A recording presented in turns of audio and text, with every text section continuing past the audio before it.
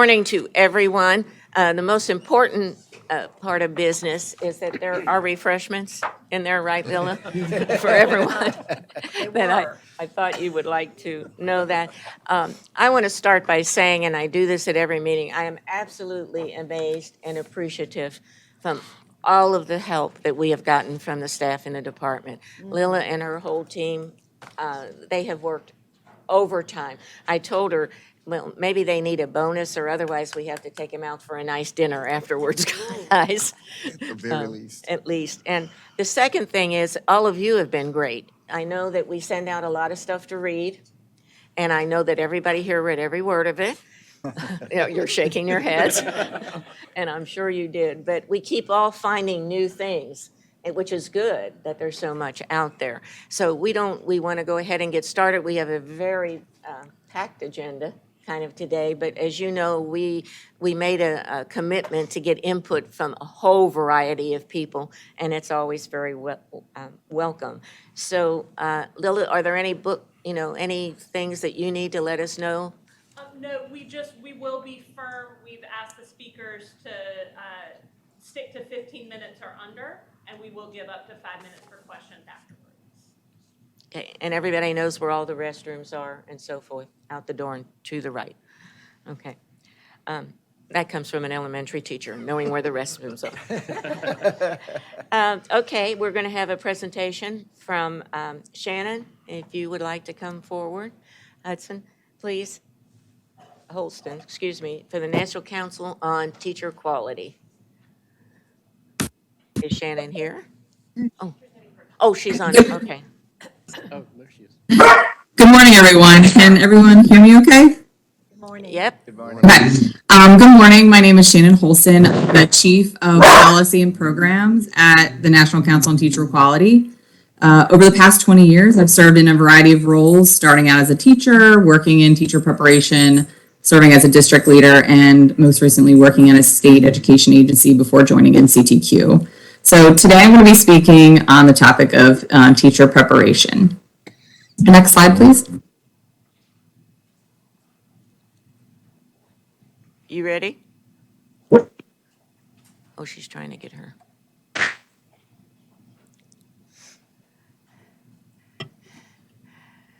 We love technology, guys, when it works.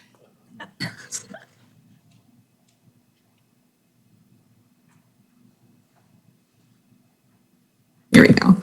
For those of you who aren't familiar with NCTQ, we're a nonpartisan national research and policy organization focused on building a high-quality, diverse teacher workforce. We're on a mission to ensure every child has an effective teacher and every teacher has the opportunity to become effective. We do this by focusing on the major actors that influence teaching, such as preparation programs, state policy, and teacher contracts or district policy.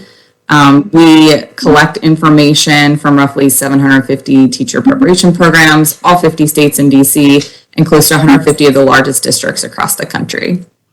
Next slide, please. So to start out, the first topic we're going to dive into is educator preparation and scientific-based reading instruction. You can go to the next slide. In terms of teacher preparation, there's no greater priority than ensuring when teachers, specifically elementary teachers or teachers teaching PK to 5, when they enter the classroom, their toolbox is full and they know how to teach children to learn to read. I think we know these facts, but just to reiterate, children who don't read in elementary grades are 4 times less likely to graduate from high school. And one study recently found about 6 million children are receiving special education services, and of those, a full 40% are there simply because they haven't learned how to read. Next slide, please. So there is a well-established research confirming that there are a set of instructional methods that best support students to effectively and efficiently learn to read. We call this scientific-based reading instruction, or the science of reading, drawing on brain science to introduce the right information at the right time in order to help nearly all students effectively learn to make sense of words on a page and read. The 5 key components of the science of reading, as you see here on the slide, there are 5 key components. Each of these is critical to form a strong and successful reader. It's not just phonics or just fluency. I know that South Carolina has begun letters trainings for current teachers, and I really applaud that effort to build the capacity of your current teachers.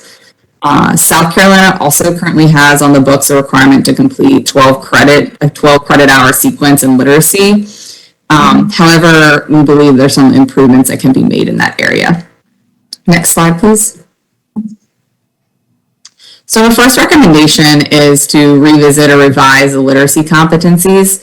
My understanding is that this work is already underway, so I applaud that effort. I strongly recommend the state to accelerate the revision of those literacy competencies, because those can really be the anchor to ensure that this is being taught in teacher preparation.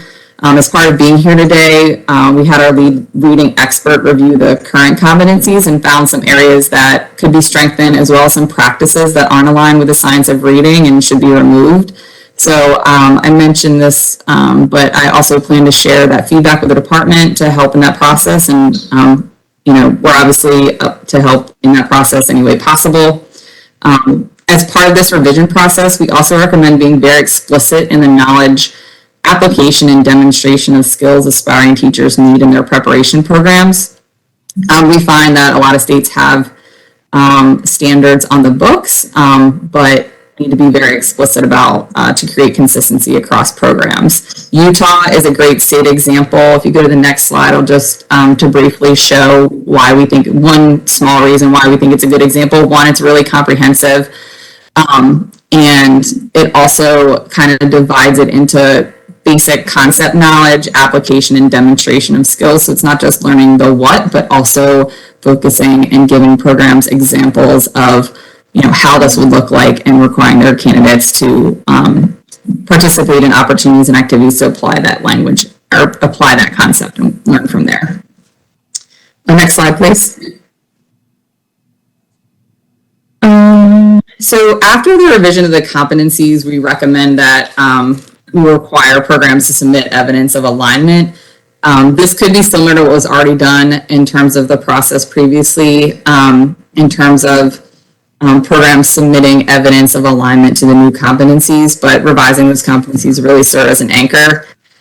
We also recommend implementation and implementation audit. After a certain time frame, maybe it's 2 years or a certain time frame after the new competencies are adopted. Now, some of you may say that'll take capacity at the state level to do that, and you're absolutely right. But what if you don't verify implementation? You're risking more teachers going into the classroom and not having the knowledge and skill that they need. We see a lot of states, like I said before, have things on the books that are fairly strong, but really lack in implementation. And a strong example of this is Colorado. Recently, Colorado has done these steps in terms of going to on-site visits and doing kind of, an implementation audit as part of their program review process. And it revealed a lot about implementation and brought to bear lingering practices in programs that are not aligned to the standards or competencies. And so we firmly believe we must support implementation as well. In Colorado, it was clear to reviewers which programs are not aligned. For example, state reviewers found in one program, the University of Colorado, Denver, that some students or candidates told them only some students who are behind need phonics. The topic's often not taught by classroom teachers. In addition, reviewers found candidates or recent graduates couldn't list signs of dyslexia or name the 5 essential components of reading. And what was more interesting, I think, in some of this work is that even at the same university, they found differences between programs. So, for example, at one university, the early childhood special ed program passed with flying colors, while the general elementary program at the same university was really struggling with implementation and was not aligned to the competencies once they went in and did this kind of audit. So in terms of some things that Colorado did that really helped their efforts, was they included reading experts on their site visits, even if they weren't full members of the department. They conducted site visits for programs, interviewing candidates, graduates, doing a document review, even observing classes, and really just focusing on any program, elementary programs, but really any program that is preparing, PK5 teachers. That's where they started and would recommend that start there in terms of implementation. Next slide. We're going to shift a little bit now to teacher prep more in general. You can go to the next slide. Just generally on the process to review and approve programs, some things that a number of other states have done that have helped them really move teacher preparation program is dedicate resources to collect and publish data related to teacher preparation programs. This has helped identify programs that are doing a really good job in certain areas, and well as identify areas for growth. And it's kind of used as like a early warning indicator system, or like an identification of, hey, this program is doing really strong in this area, maybe we can pair them up and to learn from one another in certain things. Tennessee, Louisiana, Georgia, Florida, these are a number of states who have taken this approach, and it's really also increased the understanding of program performance in terms of what's happening to really deliver on the workforce needs that we have currently. Louisiana actually does something interesting in their program review process. They ask programs how many of their candidates are teaching in high need schools and how many are in like a high need subject area. And so like, are you meeting the needs of the districts that we have in the state? In terms of balancing capacity and the need for program reviews, some states have also used this data to determine the length of renewal. So as a general approach, reviewing programs every 7 years, which is typically the timeline for accreditation, is somewhat problematic, but you could use the data as an early warning indicator, or you could use the data to make those timelines dependent upon program performance. For example, in Rhode Island, when the state reviews a program, if it's a really strong program, maybe they don't review them for another 7 years, but programs that have some areas for growth are reviewed more frequently with specific focus areas, so we can kind of spur that continuous improvement that we'd like to see. And these data points are usually either published annually or every other year. You can skip ahead too, because it's just a subtitle. Some teacher preparation models in other states, you can keep going, thank you. In terms of thinking about innovative, new, rigorous pathways, we really can't abandon quality for quantity, so just want to make that note. However, there are a lot of positives to making preparation more clinical and pathways more targeted to certain individuals, such as paraprofessionals, or like high school to apprenticeship models. We see more and more career changers are coming into the teaching profession as well. So a few actions the state might want to consider.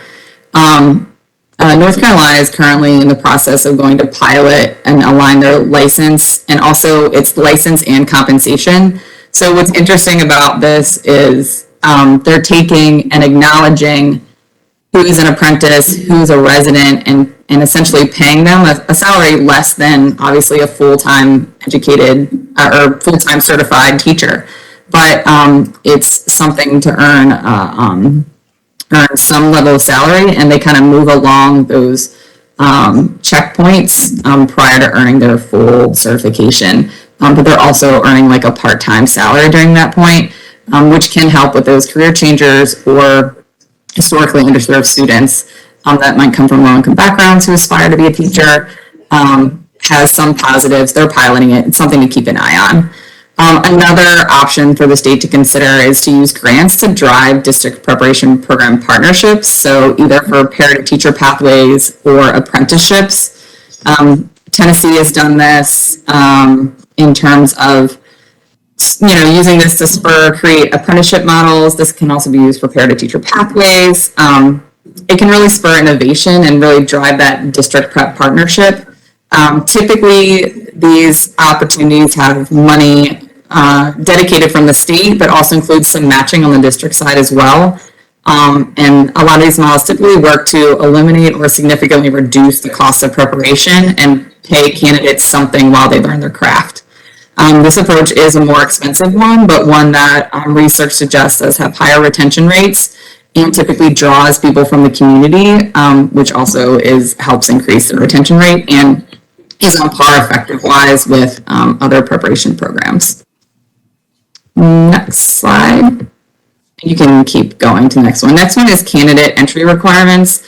This is a question we get a lot. And, what does the research say? Research is pretty clear that teachers with greater academic aptitude are more effective in the classroom. Now, obviously, we know that that is not the only thing you need to be a great teacher, but that is what the research says when they examine and isolate that one specific item. However, what the research find is that a standardized test norm to the college-going or entire college-going population, ACT, SAT, and GRE, are more indicative or hold more value than either GPA measure alone or a basic skills test, such as the Praxis Core that was only considered in the education population. NCTQ doesn't oppose the use of basic skills tests such as Praxis Core, but asserts that they're most likely suboptimal compared to other measures of academic aptitude like the SAT, SAT, or GRE.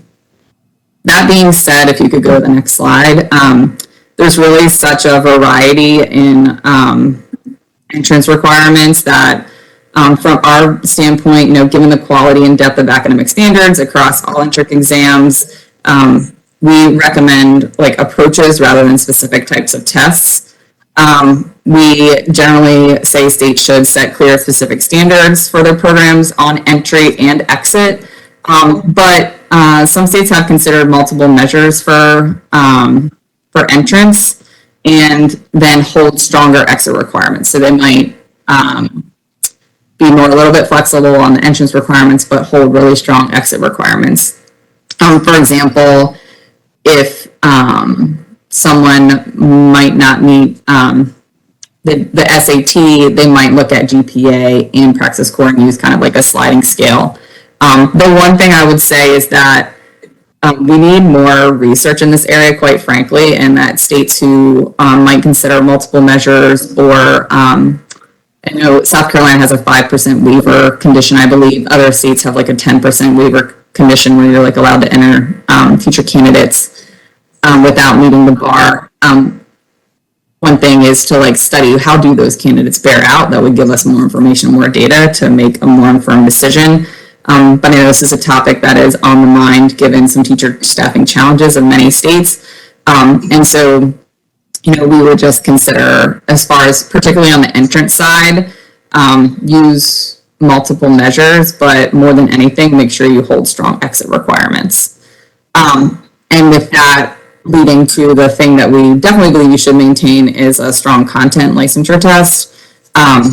Again, content knowledge is one thing that makes a great teacher. There are a lot of other things, but we actually did have a state that waived this requirement during the pandemic. Texas did waive this for what they call their intern permits, and they studied it and then actually decided to reinstate this requirement. They found that teachers who entered the classroom without meeting this were more likely to leave sooner, were less likely to earn a standard certificate, and actually earn lower marks from their principals. And so one of their associate commissioners said, while the waiver supported candidates who may not have had access further into the system, this immediate return is not sustained long term. So the immediacy of getting something in the classroom is not, they're not seeing the long-term benefits of them staying or being effective as other candidates. So I think it's a good, interesting, a lesson that while as challenging as the pandemic was, might, created some situations for some states to study these Shannon, things. you're at time. So with that, I will pause. Yep. I'm Thank done. you. We'll take a few minutes in case anybody has any questions. Shannon, we appreciate it. Hopefully, you're going to leave your charts and your summaries with us so that we can investigate further. Yeah. Because you have a lot of information. Would anybody have any questions that you would like to ask her further? I know you know a lot more, but it's hard to get a word in edgewise with you. Questions from the group?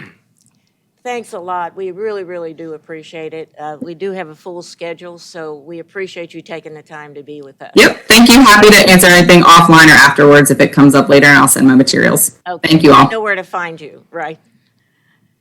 Now we will have Dr. Barnett Berry, and I know he works with Senator Hembry and Representative McGinnis on a branch too. 15 minutes, Barnett. Yeah, you know me well, don't you? Yes, I do. Chairwoman 15 Nelson. minutes. Well, thank you, Chairwoman Nielsen. It's really an honor to be here with you today, particularly you. The last time I was in this building, I was working with you, and let me just say that I think that some of the innovations that you spurred some 30 years ago, we can go back and look at and figure out how to utilize those good ideas and to spur innovations that we need now, today, and tomorrow. For those of you who don't know me, I've been a scholar of the teaching profession, my gosh, Chairwoman Nielsen, maybe 35, 40 years now almost, looking at the profession that I left Eau Claire High School back in the early 80s, and trying to figure out how to advance the profession that every kid deserves. I've also spent some time, about 20 years, leading a nonprofit to advance teacher leadership across this country. All too often, we have seen teachers as the problem instead of the solution. And since the early 2010s, I've been working as an advisor to the International Summit on the Teaching Professions, done some work globally. And as we think about some of the top-performing education systems in the world, the ministers of education from places like Singapore and Finland and elsewhere will often tell us that they've learned how to put their systems of teacher development together in very powerful ways from us American practitioners and researchers. We just do not implement what we know how to do. I've been very fortunate since I moved back home a few years ago to work with Dean Hodges some and Senator Hembry and Representative McGinnis. We're working with several school districts who want to do as what Mr. Hembry has said we ought to do, is stop nibbling around at the edges of this teaching profession conundrum that we're facing. Let's think systems. Let's not tinker around at the edges anymore. If there was, let's see if I can get this going. Lila, next slide. Maybe y'all can do it for me. If there's one state policy lever that I would recommend that we pull from our work both locally and the work we've done nationally, next slide please, is to think about a system of leading teachers in the state. Our neighbor to the north has made a small investment, I think that's North Carolina, about $3 million to incentivize districts to think very differently around the teaching profession. And if you do it the way it could be done, and I'm not sure how many of you are familiar with Roman mythology. I'm not as tuned into it as much as probably as I was when I was a kid, but the Janus figure, the Roman god who could see both directions, if you actually had a system of leading teachers that the state supported, they could push us forward to redefining the job of teaching, new pay, new compensation, new opportunities to lead without leaving. And they could also push back the intensive mentoring that new recruits desperately need, the multiple mentors that new teachers desperately need, the clinical-based preparation that many of our ed schools are trying to move toward, and clearly the peer-led professional learning. I'm gonna come back to this in just a few minutes. I'd like to start with some data, though, before I jump into what we've learned from our school districts here in the state and some questions I'd like to leave you with. And if I had 3 minutes, and I would point to 3 studies, and without getting into standard error or what meta-analysis actually is, or coefficients, I'd like to first point to the work of John Hattie. Some of you educators may know of John's work. He's been looking at studies and trying to figure out which practices and programs have the greatest impact, ROI, if you will, on student achievement.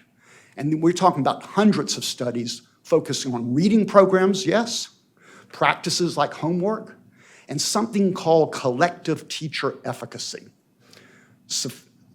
Sophisticated efforts to help teachers learn how to work with each other to develop their belief and action around that all kids can achieve.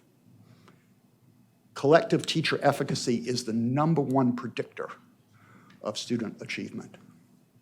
I'd love to turn you to a couple of young scholars, John Papay and Matt Kraft.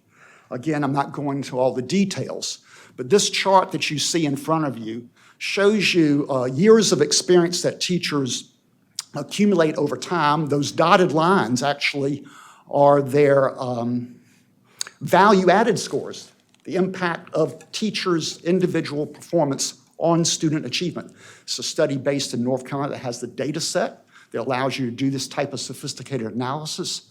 What John and Matt found out, that teachers working in supportive professional working environments, stronger environments, had far greater gains than those in weaker ones. The difference between the strong and the weak is like a 38% difference in outcomes for kids. And then I'm going to turn to Matt Ronfeld's work, another big database out of Florida. And I'm definitely not going into the coefficients here. But generally what Matt has found here is that the greater collaboration that teachers experience, particularly specific types of collaboration around instructional strategies, around assessment, produce greater gains in math and literacy. These studies anchored some of our work as we documented how 3 school districts, Charleston, Fairfield, and Pickens, were executing a range of programs and policies to figure out how to recruit and retain teachers more effectively. We'll not go into all the details of what we did over the last year, supported in large measure by a grant from the Carnegie Corporation of New York. But I will say that the first thing we found is a bunch of really important innovations going on in our state, and we need to learn more about them.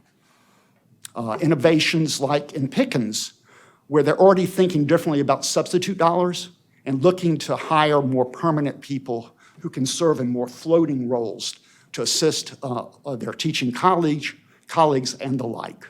Teacher villages in Fairfield, teacher residencies are cropping up across the state, grow your own programs, all were underway in places like Charleston, Pickens, Fairfield, and we say many other places that we've yet know enough about. Our study kind of documented, kind of based upon the finances, the programs, the policies, what was in place and what could be in these 3 school districts, only a small sample of our state. But let me close by pointing to not just the details of what we learned, but a series of questions that I'd like to leave you with that have implications for policy and practice. The first is, could there be a regional cross-district approach to recruitment and preparation in the state of South Carolina? Chairwoman Nielsen, I'm thinking about the hubs you created in the 1990s.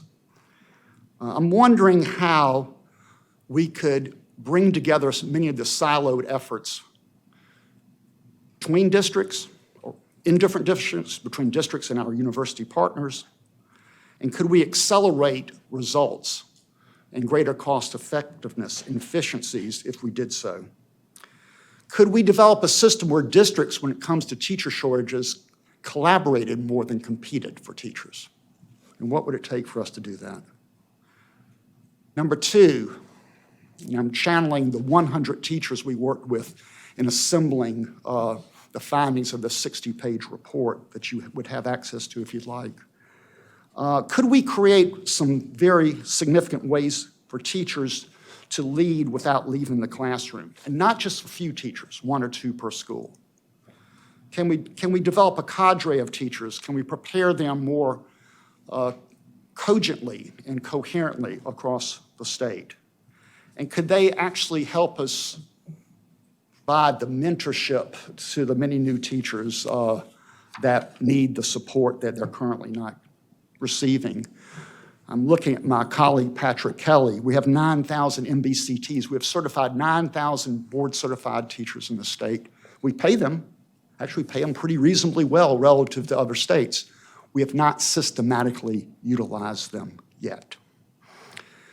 Can we think differently about the job of teaching, moving beyond the one teacher, one classroom model that has been with us since time immemorial, since Frederick Taylor, the the father of scientific management, defined the way schools are organized somewhere in the 1920s.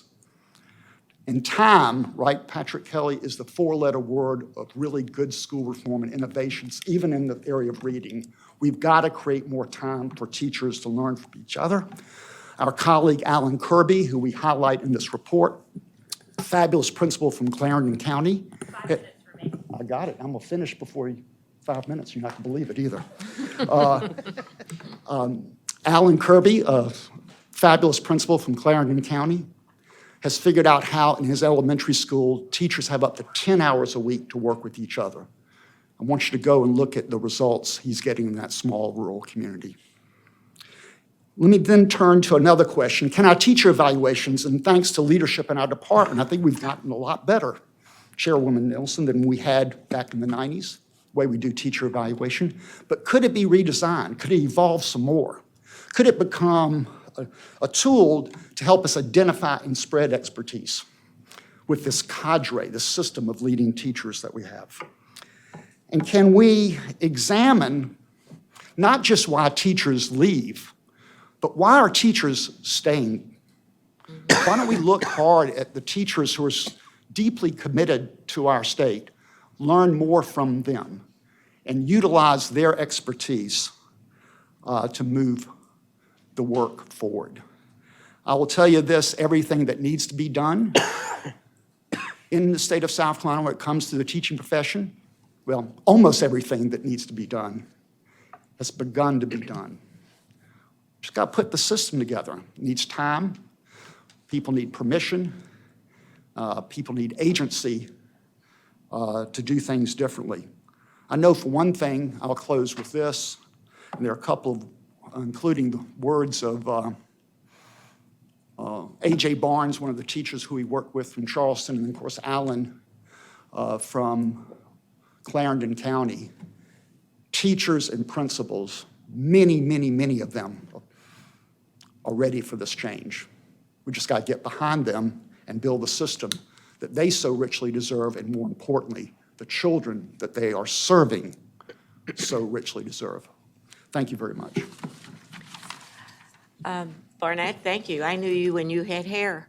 I couldn't resist that. I'm sorry. You know, I did have You've been hair. thinking so much that you lost all your hair. Questions for Barnett? It's a lot to take in, and thank you for the paper. I think that's helpful so that we can remember. Appreciate your time. Okay, my pleasure. Moving on to Sarah. I know we feel we just have tried to have so many people be able, while we had all of you here today, because I know your time is valuable. Jenna and Jennifer, are you both going to talk? Or We are. You're going to team this thing? Okay. We're going to tag team this for you. Well, good morning, everybody. First of all, I want to say thank you for giving us the opportunity to address the task force. We're looking forward to sharing some information with you today. I'm going to see if the clicker will work. I don't think so, so if you go to the next slide. I'm going to turn things over to Jennifer Garrett in just a minute because you asked some very specific questions related to Pro Team Teacher Cadet Teaching Fellows and then the Rural Recruitment Initiative. And we want to give you exactly what you asked for. So she's going to talk through all of that. But just briefly, I did want to make sure everyone here knew that SARA functions along a continuum of programs and services. So there's been some discussion in the state. I'm well aware that SARA runs programs. SARA does a lot more beyond just running programs. And if the opportunity comes up for me to share a little bit more about that later on, I'd be happy to do that. So on the screen right here, we do have our continuum of programs, so Pro Team, Teacher Cadet, Teaching Fellows, mentoring and induction. We do a ton of work within that area across the state, and then in teacher leadership. If we can go to the next slide. You think it's working? So also our SARA services. So we work with districts around career fairs. This partnership that we have with Teach SC, you heard from Katie Cruz a couple weeks ago, has been fantastic. We meet monthly. We are talking all the time. There is so much more that we can do between SARA and Teach SC to help districts begin to fill those positions. We run the expo, little plug here, March 28th and 29th this year, online expo. So we are recruiting nationwide to make sure that the districts here in the state have that opportunity to find those high-quality teachers for those open positions. We spend a lot of time looking at financial aid support. We provide support for national board candidates across the state. We run the online educator employment system, and I'm going to come back to that at the very end of this presentation and talk to you about that.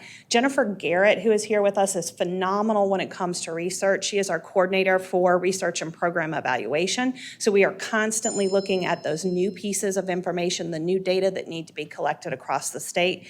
And then, of course, that rural recruitment initiative. So we are beyond those programs that you often hear associated with Sarah, Pro Team, Teacher Cadet, and Teaching Fellows. But that's what we're going to focus on along with the rural recruitment initiative today, because that's what you asked us to do. So I'm going to turn it over to Jennifer. She's going to take you through some data and numbers, and then I'm going to come back up at the very end. And if you will allow me, I'm going to throw out some considerations for the group. Does this work?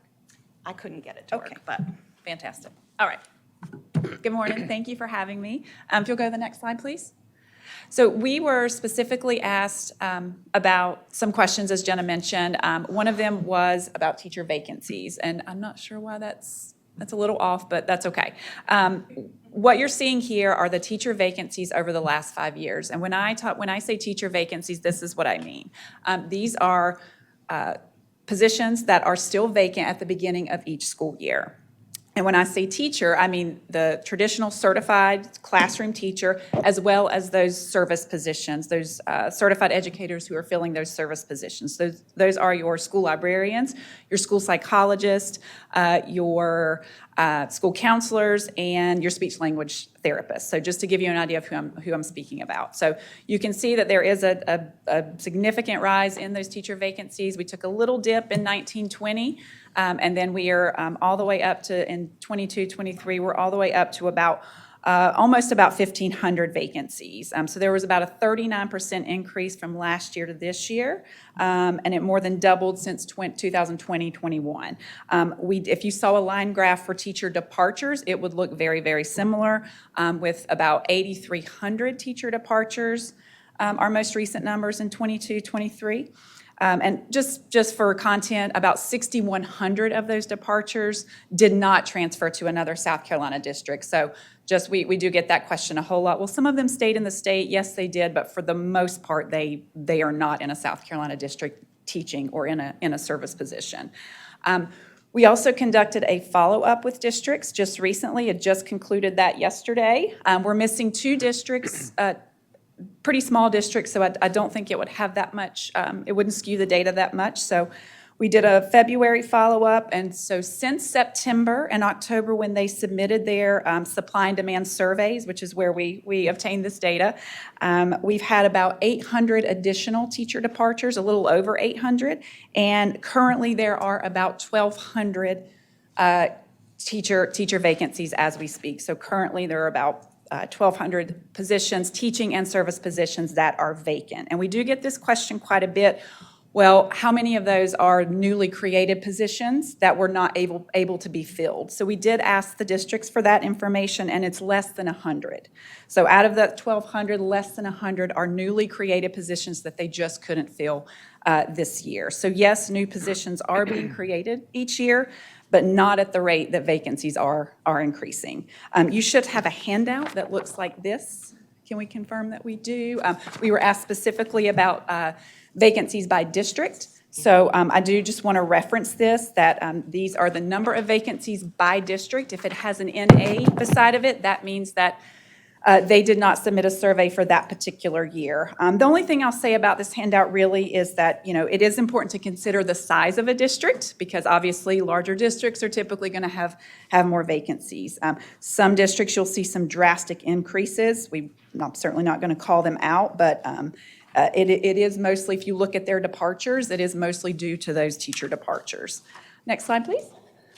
I'm going to go quickly through these. Pro Team is our middle school recruitment program. We were asked specifically about minority recruitment for these programs. So you'll see the number of sites, students served. Obviously, we took a dip in 2021 due to COVID. You'll look at the male and non-white student numbers. This is, in terms of minority sort of presence within this, male and minority presence within the program, this one is the most significant. About 44% of our students are male, and about nearly half are what we consider those non-white students. So since 1990, ProTeam has served more than 24,000 students. Next slide, please. All right, this is our teacher cadet program, sort of our flagship program, much larger program, obviously. Again, took a dip in 2021. There are years where we've served nearly 3,000 students. Again, male and minority students, a pretty solid presence there, not quite as high as ProTeam, but about 23% male, about 33% non-white students. We do ask about students who indicate that they plan to teach. That's anywhere from about 33 to 37%. But what we're really excited about is that we're currently working with Matthew at the State Department to begin to start tracking these cadets into certification and into the classroom. And this is something we've just not been able to do, and we're very excited about that. Next slide, please. Teaching fellows. This is our collegiate program for students who are planning to teach. They are there. They pay us. They pay off their loan through teaching service. So you'll see the total awards, males, non-white fellows. Obviously, not one of our main goals of fellows, to be very honest. It is to get the sort of the best and brightest of those students into this program. But what's really impressive for teaching fellows are those numbers at the bottom. We have a 79% graduation rate, which compared to other institutional graduation rates in South Carolina, that's about 50%. So comparing, certainly higher than those rates. 68% of those graduates are employed are currently employed in a South Carolina public school district now, and then 93% have either satisfied their loan or are currently teaching for loan forgiveness in a South Carolina public school. In terms of data, this program has our strongest data by far. Next slide. And finally, the Rural Recruitment Initiative that Jenna mentioned. These are our districts that have excessive teacher turnover. Each year, a certain number of districts are eligible. You'll see this year, or 21-22, 43 districts were eligible. So full disclosure, we do not have a lot of strong impact data for this yet. This would be a great opportunity for an outside group to handle if funding were available. But just looking sort of surface level data, looking at teacher departures and vacant positions, you can see there how many of these districts reported some kind of improvement after using those incentives to apply to certain, recruitment and retention programs. So I'm going to stop there. I know that was quick, but I had a lot to cover, and I'm going to turn it back over to Jenna. Thank you, Jennifer. Yep. Could she, Jennifer? question? Sorry, yeah. Jennifer, thank you for the presentation. I have two questions. When you go out to see the vacancies, is there a question on that, your vacancy, why you left the profession? There was at one point. Okay. This year, for the first year, we stopped asking why teachers were leaving because we found that districts just couldn't tell us. They were relying on teachers to tell them, and teachers just, for the most part, just weren't being honest. They didn't feel like they could be honest and give that frank feedback, especially if it was related to job dissatisfaction or an administrator or something like that. So we actually have some plans for that, to remedy that, and I think that Jenna's going to talk about that. Okay, Oh, and in the second question. teacher cadet program, you said you are working to see how many of those teacher cadets who go through the program actually go into a teaching position. We are currently in the mess of it right now, working with the State Department, yes. And we feel very confident that we can make some headway. Okay, thank you. You're welcome. All right, Tommy has a Yeah, question. just a quick question. So on the newly created FTEs that you talked about, I think Yeah. you said about 100 of them. A little less the than new- 100, yeah. yep. Were you able to tease out whether or not a district hired their own person into that new position, which then created a vacancy, versus the inability to fill that newly created FTE? No, but when I did hear from districts who would some districts, will explain what they mean, and it was almost always, we just have not been able to fill this position for the year. on some of the new hire things were used, a lot of the districts were using the ESSER funds to hire positions like, teacher aides and stuff like that. Correct. Those will run out in '24. Do you think we'll have a big drop then again? Very possible. And that's something that we will probably have to account for when we do send the survey out, is being very specific in that and asking, is this what happened? Knowing that.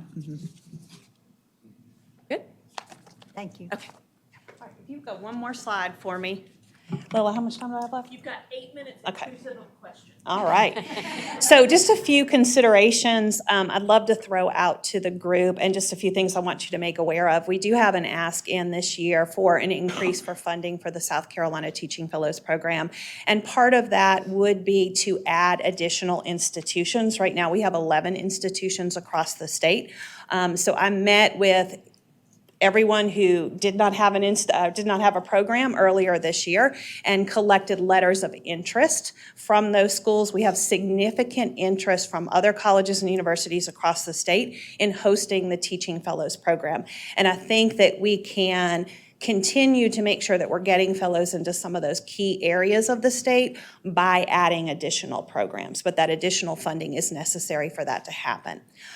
I mentioned back when I was telling you a little bit about some of the services that we provide, that we have an online employment system. And I'm going to be very honest with you that it is an antiquated system. So one of the things that I think that we need to consider as a state is to create an updated online employment system and job fair platform. And this is where that partnership with TeachSC has been so very important. We've been talking with North Carolina with how they do things. We're currently looking at different vendors because I don't want to settle. I want to find the vendor who can give us exactly what we need in order to do this. Because what we need in South Carolina is a one-stop shop. I need to be able to recruit nationwide into one employment system that then all districts can access and pull from. And that really leverages the playing field between a McCormick and a Greenville County. Because right now, those districts that have additional funding, those districts that can do it, can hire these or create these really flashy online employment systems. They can contract with companies across the country for this. And then some of our smaller districts, our rural districts, they don't have those opportunities. If we have a one-stop shop where everybody comes in, you apply through Sarah, and then if a district has a specific screening question, as soon as I say, I am interested in Fairfield County, that screening question is going to pop up in that application. And so when Fairfield pulls people, they already have all of their screening questions answered. We also need to have that job fair platform that's going to be available all year so that we're not running Expo once a year. We're running it monthly for districts. And all of that can come through Sarah, and then we can step up in those areas where we can recruit nationwide, we can work with colleges and universities across the country to pull applicants to South Carolina because they want to teach here. We just need to get them here. And TeachSC can help get them certified. The Rural Recruitment Initiative, as Jennifer mentioned, I can tell you a little bit about it. I can tell you the frequency with which different districts are choosing different initiatives. I can tell you how much money districts spend on those different initiatives. We can say that the departures went down or vacancies went down. What I can't tell you is which initiatives make the most sense and make the biggest difference. We need an evaluation of that process. We need an evaluation of those specific initiatives. Sarah needs to be involved in the identification of a group to help with that. It's not something that we can do internally. We shouldn't do it internally, but we need to identify a group who can help us with that so we can narrow down those initiatives to the ones that really are making a difference within specific districts across the state. You asked a question about, Ms. Allison, you asked a question about, are we collecting information about why teachers are leaving? And Jennifer said the survey is not the right place for that. So what we've done instead is we've started doing focus groups. So we're sitting in rooms with teachers, and they're open and they're honest with us, and they're telling us why they're leaving. And what we're finding over and over again is it comes back to school culture.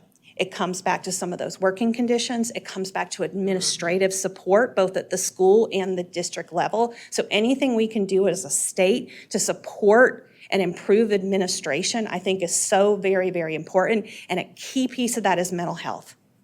We've got to make sure that we have the mental health support for both our teachers and our students, because we hear that come up over and over again. We need teacher voice. You heard Barnett talk about teacher leadership. That is so very important to these people. That's one of the reasons why they're leaving. They feel like they don't have that. They need the agency and the autonomy to be able to practice the art of teaching. There is an art to being an effective teacher, and we often take that away. And when they lose that ability, that is when they become frustrated. Salaries are important. Salaries are important. But these other things are so very critical to retaining teachers in our districts across the state. And the last two that I would throw out to you, you've heard other groups talk about this. I think you'll hear it more and more. Paid residencies, internships for student teachers. I think that's a key piece for this. It really begins to elevate the profession, that we see you as a professional even as you are coming in. Of course, they're not going to be paid on that traditional salary schedule, but what can we do to create apprenticeships and paid residencies for our student teachers, especially those who maybe are transferring or looking to move from one profession to another. And then again, anything that we can do around loans for teachers to go to school, forgivable loans for them to go to school to get that degree, and then loan forgiveness options, because we know what teachers make. And so if they're paying a significant amount of that total paycheck back out to student loans, it makes that cost a little bit heavier, and it makes it a little bit more difficult to feel comfortable in that position. So those are just a few things that I would love for you to consider as you're continuing these conversations. As I mentioned to you when I started, we are doing much more beyond programs, and you're going to see us step into those roles more and more now with a new strategic plan in place at the end of this school year. But I'm happy to answer any questions that you may have. Rita? Thank you. Senator? Thank you for that. One of the questions, well, I have two. Sure. Number one is that we've talked about scholarships for teachers, as we do in STEM, okay? Correct. And for them to qualify. Yes. In all of your research and all, do you feel that we are really pulling those who would qualify for those scholarships into the program? Into which particular program? Teaching. Into In- teaching. Into teaching as a whole. Right. I think we are in a lot of areas. I think there's still work to be done. We have to change the narrative around teaching, because right now it is not always. Now, Teach SC has some great data on there are people out there that want to teach, Right. but it's not always seen as the profession we want it to be. So we've got to change that narrative. Then we can recruit more, but they're out there and they are willing. It's in the back of their head. We've just got to kind of grab hold of them, give them the financial incentives to go off to become a teacher, go to school, and then support them along the way. So I think they're there. I think we can do it. The second question is, and we just came off of a meeting in a school district where they really did turn out, teachers did, and they had a lot to say about what both of you have brought to the surface today.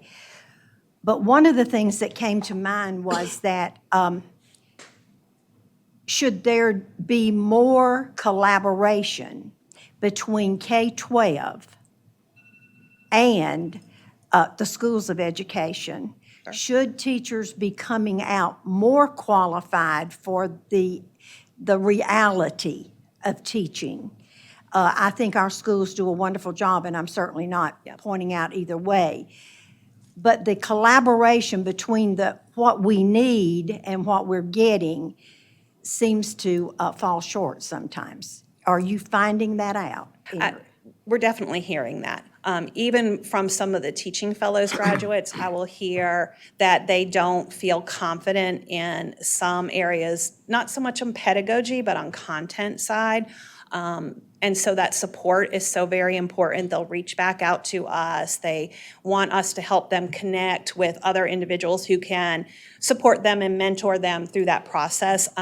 Been talking with Dr. O'Gorman about some ideas around mentoring and induction that I think can touch back into that. But the short answer is absolutely. We've got to make sure that our future teachers are coming out understanding the realities of the profession and having as much experience. That's one of the reasons why teaching fellows are going to stay, because they're in classrooms from that first year. From year one of college, they are in classrooms. That makes a difference. They have more hours and time with students. Thank you. Can I? Senator? We are at time, I defer Yeah, to our chair. yeah. Really quick, up on the rural recruitment initiative, have y'all put that in your budget request to pay for an evaluation? I have not, but I certainly can make that amendment with the, Yeah. with the I would urge you $1 million. to do that, Okay. because we can, we're gonna be hearing, well, I guess, I know the House is gonna take it up next week, but we'll be doing it. We can get, I mean, just let us know what you need, because I. Okay. I think I'll send you an email. Will that work? Sure. Yeah. Okay, I will get that sent to you next week. And then, is there a state on the online employment system, have you got any examples of, the Delaware's got it really figured out, or, somebody else that's got a terrific program that you're impressed with? North Carolina's close. They're close, and that's who we met with, but it's not exactly what I want. So our next step is to go back and talk to vendors and say, here is what I need. Because we're not asking for anything that's that difficult for somebody who understands technology. This is what I need. What is it going to cost for you to create it and embed it within Sarah and Teach SC? Have you already presented your budget request to the? Yes. I thought you had, yeah. And this came about, we sort of learned about North Carolina after the fact. I've been saying it for a long time that, we make it very difficult in the middle of a teacher shortage for a teacher to get hired. So this is one way that we sort of break down some of those barriers. That's another one. We'll go to the wall on that one. I'll set up a meeting with you, Senator, and we'll talk about it. Tommy has. Yeah, Sorry, just, and this may be a Jennifer question, I'm not sure. On the lateral movers in the system, so those are individual teachers who would report to their principal when they choose not to renew their contract, that they're going to either move or not to another district, and then that's reported back out to you all when you do the supply and demand Yes. work, right? So we Okay. actually still do ask those questions Yeah. because there are a few that we still about retirement.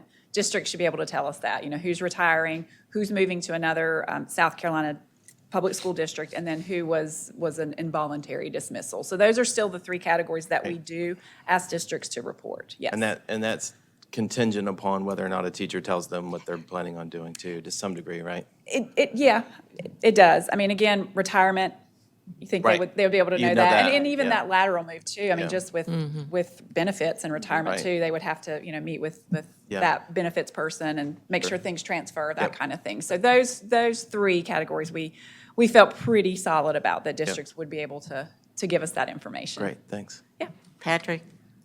Less a question, I just want to say thank you for this. Oh, Like, sure. This is Yeah, that fantastic. helps a lot. I know you didn't want to call anybody out by name, but as a task force, the urgency of this is such that we've got to start just addressing the hard facts. Like, I was watching some faces of people I respect that I can see this direction looking at this data. Their face was saying the same thing I was, and I bet they were looking at the same row I was.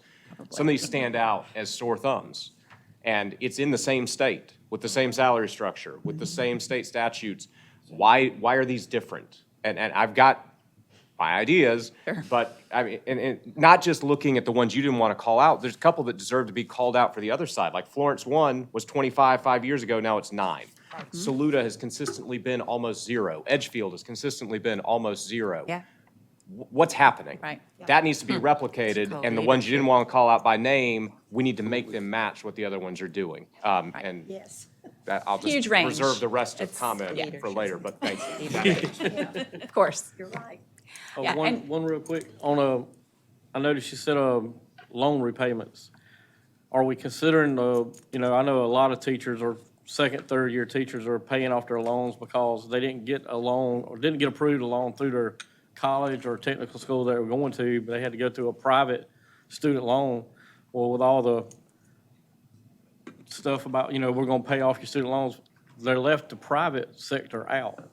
You know, because I know several students that have, or teachers now that have loans through those private sectors that can't get loan forgiveness even through that. Are we considering adding that to that? Because that would help a lot of them, because a lot of them are leaving, taking better paying jobs just so they can pay off their student loans. Absolutely. So within, I can speak to within Rural Recruitment Initiative, we were tasked to create a loan forgiveness program through that program for teachers who are employed in those districts. And so for those teachers, they can receive loan forgiveness of up to $5,000 a year for service in that district, and they can apply it to a private loan. They have to exhaust all other options if they have federal loans or state loans, so we can't give them money to repay teaching fellows. We can't give them money Right, to yeah. repay the South Carolina Teachers Loan. But private loans, federal loans, once they've exhausted other options, we definitely can. And would you say perhaps we need to review that process to I make it think- easier and more accessible? I definitely think more accessible. I think we have the process down on being easy and efficient with it, but we do have, like, school counselors can't get loan forgiveness right now, the way it's written. Okay. Our speech language pathologists, those folks can't. Okay, Yes. that's helpful. So I'd love to pull them in. Definitely. Well, I'm sure, we have one more question. Just one more. Thank you. Thank you so much for your presentation. I wanted to ask you, when you were talking about your antiquated employment system, as we revamp that, are you looking to make this a national system? Yes. And if so, would we be able to accommodate, say, candidates from other states with their licensure? In other words, would there be reciprocity with anybody who would come in? So it would be the online employment system, so they would apply through that. They would Gotcha. still need to work through Teach SC and the State Department for that reciprocity piece. Yes. But all of that could be collected in my dream system that Yes. somebody's going to create for me. In my dream system, we can collect all of that. And then it's just a matter of, I click this box, well, here, we send you to Teach SC because you're not yet certified. Or here is the direct link to the State Department so that you can apply for reciprocity. And I know Mary Hip's going to be here in just a second to talk about what you got to do to become certified. I think she'll address some of that with you. Okay, well, I appreciate that. Thank you. so much. Thank you Thank you. both very much. You guys have so much information. You also have a lot of energy. This is good. Reciprocity, good. Mary, you're next, and they put you on that you're going to be addressing a lot of this too. I'm going to do my very best. Okay. I'll do my best. Well, thank you for allowing me to be here today. My name is Mary Hip. I'm the Director of the Office of Educator Services.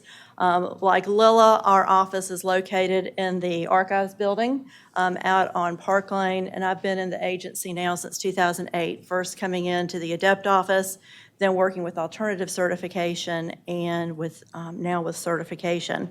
Prior to coming to the department, though, I worked at USC with the Teaching Fellows Program. So it's an interesting day here because my career is kind of full circle in a way. One of my teaching fellows is here in the audience. When I began my career in Lexington 5, I taught with Dr. O'Gorman's father, taught Mr. McNair's cousin.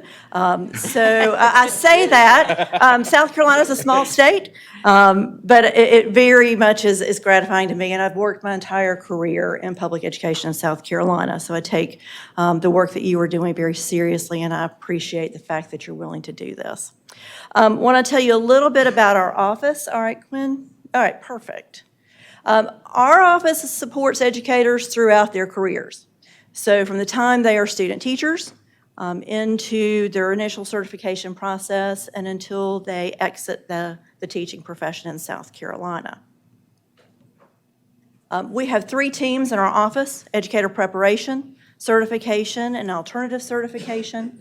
They're also supported by our customer support team, and we have a logistics staff, the folks that keep the system running. And that's changed a great deal recently, and I'll share that information with you. The kind of major responsibilities, all right, is there a magic area to point, okay, I'm gonna try, I'm gonna work at it. In terms of educator preparation, we have a team that supports provider accreditation and program approval, both at the initial level and the ongoing program approval level. Educator certification, the largest team in our office, again, from beginning of the profession, certificate renewal, advancing certificates. Our alternative route certification team, we also support CTE work-based certifications, so our teachers that come into the profession based on their trade and industry experience. We also support professional practices, that educator ethics component, the review of background reports and eligibility for certification in our state. We also have a responsibility in the event a teacher's license is sanctioned in South Carolina. We do report that information to a national clearinghouse.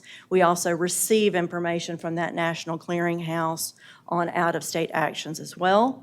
Our office also supports teacher recognition, facilitates the selection process for the Teacher of the Year. So next week, look for the announcement of our 5 finalists. That just came out today. All right, or in-house, we know who they are today. I'm not gonna say anything else, all right? Of all the things that we do in the office, also identifying those critical needs subject and geographic areas, both for forgiveness of the South Carolina teacher loan, but also for the employment of retired teachers beyond that earnings limitation. All of that work takes place in our office. Although there are many things I could share with you today, I'm carving out a smaller section of the work we do to talk about certification, sort of the nuts and bolts, things that you may have an interest in knowing more about. And if there's any additional information you need, please let me know. When we talk about educator certification, and especially when we're in a situation where there are shortages, not just in South Carolina, but across the nation, we begin to ask questions about, well, why do we even certify teachers? What's the importance of that educator credential? And as I talk with colleagues in other states, essentially I come down to this. It is the best assurance that we have that an individual has preparation in and knows the content area, knows how to teach that content to students, has completed fingerprint-based background checks so that we do have information if we have someone who has a criminal background, they're screened, and it's an assurance that that person has not caused harm to a child while working as an educator in another state. So anyone that applies for certification in South Carolina, if there has been an out-of-state action while that individual was working in another state, we know that when they apply. We understand that there's a record in NASDAQ, and then we will then follow those additional steps as needed. So again, it's that assurance piece. This comes down, I think, for all of us. It's about kids in a classroom and making sure that they have the best quality teachers that they can.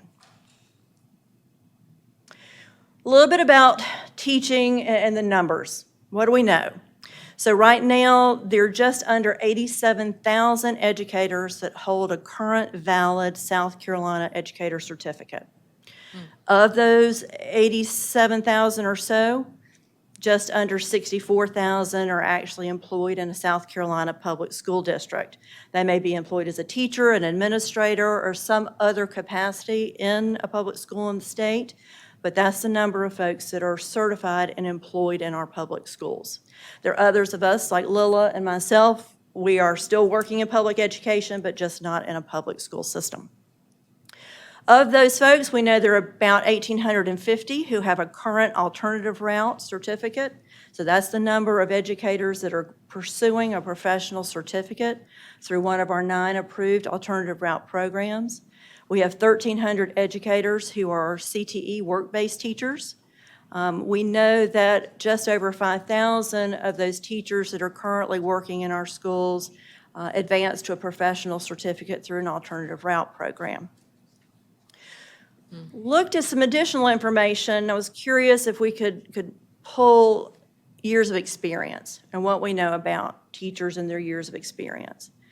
Of those 86,000 teachers, 20,000 have 0 to 5 years of educator's experience. So I think you're clearly seeing that our profession is younger. and that is due to retirement, but also to folks mid-career choosing to leave the profession. Of those 20,000, 14,500 are employed in our schools. We also know on the other end of the spectrum that almost 17,000 of those teachers that are certified have 25 or more years of experience. 10,000 or almost 11,000 of them are still working in our schools. And I think that's an important number for us to know. Some of those are retired teachers that have come back, but we've got a fair number of folks that are nearing the ends of their professional career. And as we think about recruitment and retention, that's an important figure for us as well. We pulled these data from SE Educator, and I want to talk a little bit about that system and say a thank you to our colleagues at the General Assembly.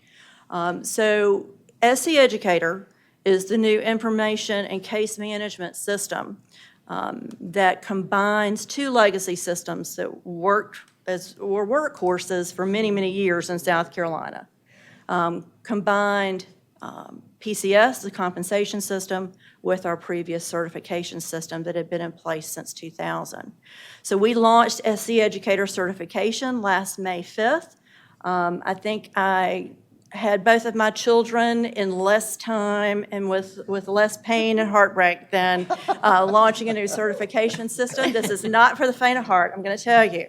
But it is, we are very proud of the work that's been done. System enhancements continue, but there are a couple of things that are really important about this system that we want to share with you. Slide looks a little wonky here, I apologize for that. So there are 4 main portals to SE Educator certification. The main portal is our side of the system. It is the system through which my staff enters all data, works all cases. It's our case management and review system. We also have a district portal, so districts have access to the educator certification information for all of their employees. Districts can also access certification information for anyone who applies for a position in a school district. Districts also enter renewal credits for their educators through that portal. We also, for the first time, have a provider portal. So our college and university partners go into that system. They track the student teaching clearance of their candidates. They can actually see if those candidates have been issued a certificate. Some expansions coming to that system will allow them to see where their graduates are working. Through this system, they also can submit the recommendations for certification that used to be a paper process. That's now electronic for them. And then finally, we have an educator portal, enhanced. This is the system through which our teachers apply for certification. They now submit all requests related to their certificate. They can view their certificate and certificate information. We're close to paperless as we can be. So, and this is just a screenshot. That's even available mobile, so our educators can access that on their phones. So again, Senator, I gave a thank you to the General Assembly for the funding for that new system. We appreciate it very much. So. Glad we got something right. I numbered things right. I'll give you credit. Kind of moving forward, I'm going to kind of go through this very quickly. There we go. And y'all know our certification system is based on statute, state board guidelines, and regulations, and agency policies and procedures. We issue certificates in 3 broad categories: classroom teaching fields, instructional support and service fields, leadership and administrative fields. You'll have access to this, but I did include slides listing out those major categories and a little information about those. Preparation for each of these fields differs slightly. It's what? Ma'am? What did you just say about the other thing? I'm sorry. Preparation for each of these, each category of field is different. So for classroom teachers, Okay. it's either a traditional or an alternative route program. For service, it's an advanced program at the master's level or higher. Leadership, the same. There we go. We also issue specialized endorsements. Some of those are in regulation. Most of those are in state board guideline. Read to Succeed in statute. We also have expanded some options for teachers to add certification fields. Obviously, they can do that by a program. For teaching fields, they can add by coursework in an exam. And since 2019, many of our teachers can add by an exam alone. So if you're certified in English, have a professional certificate, wish to add middle level certification, a teacher has the option to do that by an exam now. Certificate levels, initial, professional, internship, alt route, these are the certificate levels that we issue. Initial typically are early career teachers, professional certificates for the folks that had advanced through that summative evaluation process. We also issue a class on a certificate, so typically reflects the highest level of education. The caveat there would be for our work-based teachers. Many of them do not have a college degree. Some may have a high school degree or an associate's degree, so their class level is factored upon their highest level of education, but also a minimum number of qualifying years in that trade or industry. Those two factors are important in placing a teacher on a salary schedule, because the two factors that determine where a teacher falls on that salary schedule, certificate class and the number of years of educator experience. So very, very important for our teachers. Talking a little bit about pathways into the profession. We'll get to reciprocity here, because I heard that question earlier. All right, so our pathways. Obviously, we have many of our educators complete a traditional preparation program. Others come to us credentialed in another state. We have teachers that enter through an alternative route program or through a CTE work-based program. There's some common components to that application process for all those educators. Again, it's now online. Application fee, fingerprint-based background reports, that clearance review, official transcripts, documentation of certification assessments. Thank you. So student teaching, a little bit about here. I'm going to move forward just a minute because I know y'all had some questions about reciprocity, so let me get there. All right, Quinn. All right, so for our traditional teachers, obviously college or university program, that documentation, that verification of program completion from the university, official scores, both subject area and a pedagogy assessment. So typically our praxis exams. Out-of-state educators, we often refer to this as reciprocity. I'm going to say to you reciprocity is a bit of a misnomer in that it implies exactly this for that. What reciprocity really means to us is this. You come to us with a standard certificate from another state. We are going to look at that. We are going to issue your certificate in South Carolina in comparable areas. Every state does it differently, so your grade spans may change a little bit. You may get more certification fields depending on that certificate that you bring in. For us, we really don't throw up many requirements or additional requirements for reciprocity. Some states do require additional tests. We do not. We do ask for documentation that you've had a test for that other state, but we don't necessarily require additional tests unless you don't have them. COVID changed that to some degree because a number of states waived testing requirements either temporarily or on a permanent basis. So whereas once upon a time, in the not too distant past, I could trust that that certificate said that this educator had completed testing requirements, we now have to ask for some documentation. Again, unofficial, letter from your dean, credential validation from your other state. Those are important ideas. Yes, sir. Mary, just on the reciprocity, are they issued an initial certificate or they are issued a full, It's a good question. It depends on the number of years of educator experience that they bring in. So an educator that comes to us, let's say from Georgia, who's been teaching for 5 years, in the last 7 on that credential is going to get a certificate at the professional level. Someone who has fewer than 27 months or 3 years would get an initial. Has there been any conversation or thought to making them all initial? But it seems to me that if you're taking somebody from out of state, you need the opportunity to thoroughly evaluate them when they come in, because they could be. It's a good question. I'm thinking other professions or that people that are having problems tend to move around a lot. And Yes. And I wouldn't want Georgia dump their trash in South Carolina, I guess. So, My former director here at the department, my first director here at the department, referred to that as the dancing of the lemons. All right, and moving from place to place. One important thing is that no matter how a teacher comes into the state, whether they get an initial certificate or a professional certificate, they still have to go through that year of summative evaluation in order to advance. So if they get an initial certificate, it's a year so that they can go to the professional certificate. If we issue the professional certificate, they go through that summative evaluation in order to be eligible for a continuing contract. That's the important kicker for them. I have a question. Patrick?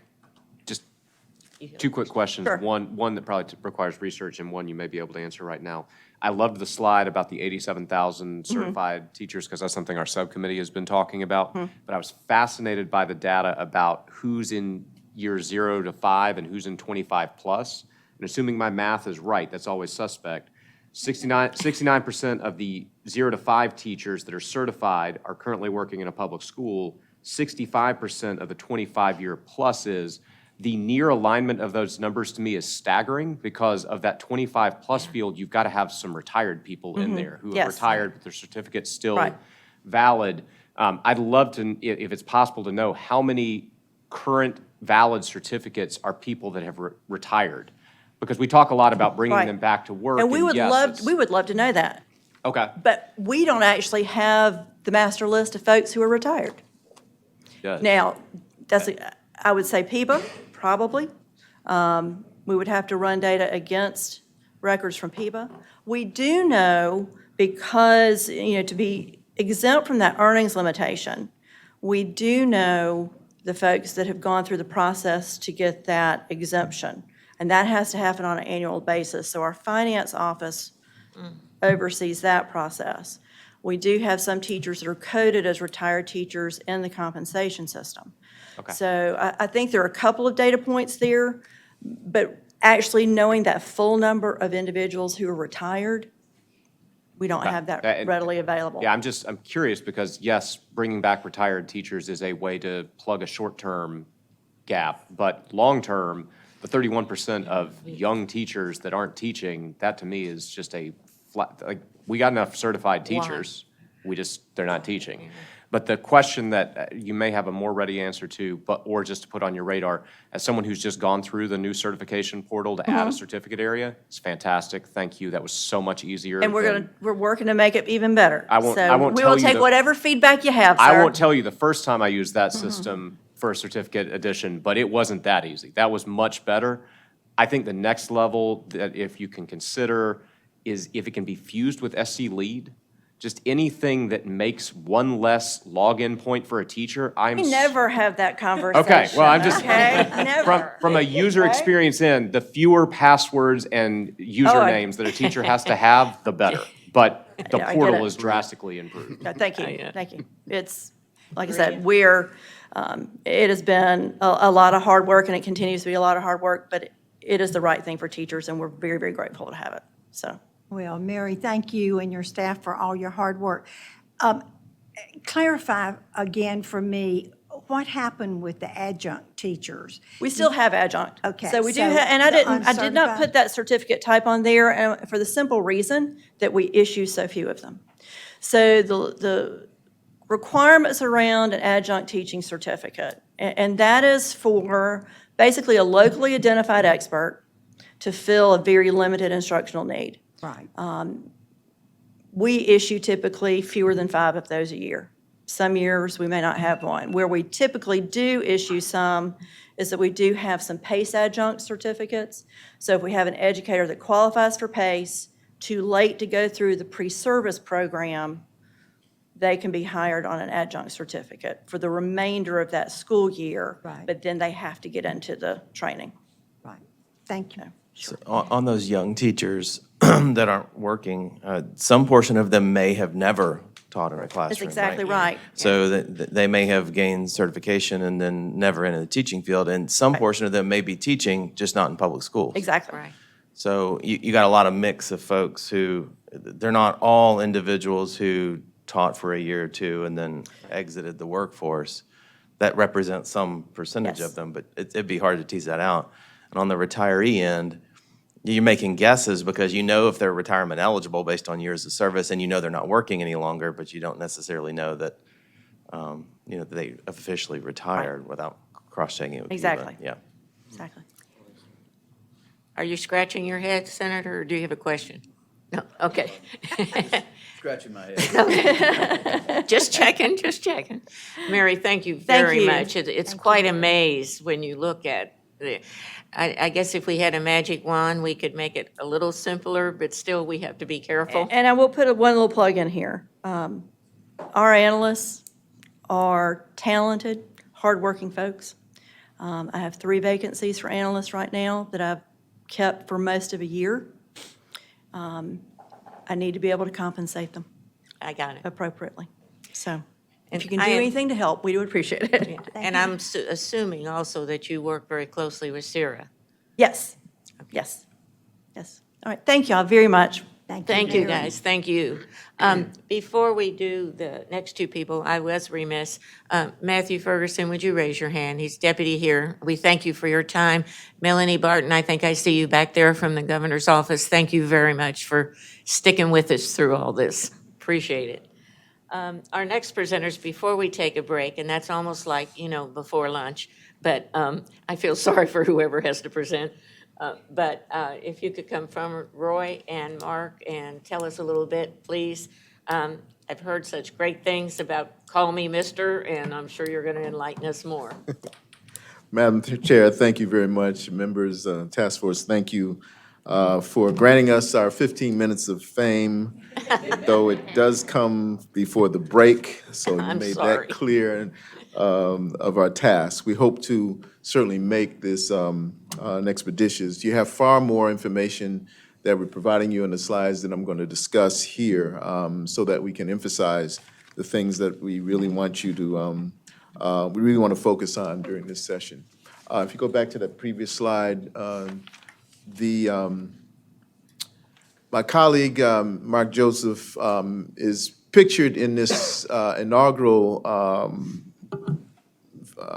picture back 23 years ago in 2000 when we first launched. Mr. Mark Joseph, we affectionately refer to him as the origin of the species because he is what and why we're successful 23 years later. He is with us now as a program coordinator based at Clemson, but he's been a effective principal and teacher and has done extraordinary job as also as a teacher ed professor as well. So I'm always thankful that he is able to join me on these presentations.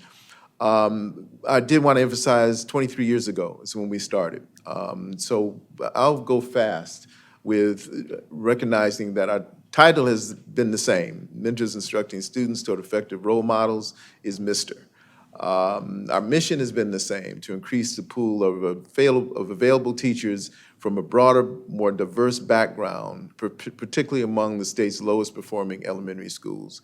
And as student participants are largely selected from among underserved, socioeconomically disadvantaged, and education at-risk communities. It is expected that a MISTER who completes his program of study and becomes certified to teach will assume a teaching position and teach 1 year for each year they receive financial support from the Call Me Mister program in a public school in South Carolina. Yes, sir. We have, and I see this is all kind of wonky as it was here, but we have expanded between our 4-year colleges that offer traditional teacher education programs and 2-year colleges as well, to expand into, also we offer MAT, or Master of Arts in Teaching, as well. Please. Our founding Dean Peterson made it clear that our teacher population should mirror that of our students, which is why diversity among teachers is a complex, more important issue that demands a national conversation, which we've been President Clements is our second president through the Call Me Mister program. Dr. Barker started with us back in 2000. But your land-grant institution, Clemson, has been a phenomenal supporter of Call Me Mister and has been a leader in his state in developing a collaboration. And the watchword for us has always been collaboration from the beginning. Collaboration, we started with, and this recognizes our 20th anniversary, but we started with 4 institutions in our state. Clemson connected with, that's good, 3 private HBCUs back in 2000. You'll see how we fast forwarded to build this collaboration among all of our institutions. First starting with the private HBCUs, but expanding beyond that to now 28 colleges and universities in South Carolina. When we started in 2000, we found that there was 1% of the black male teacher force teaching at the elementary level in South Carolina schools.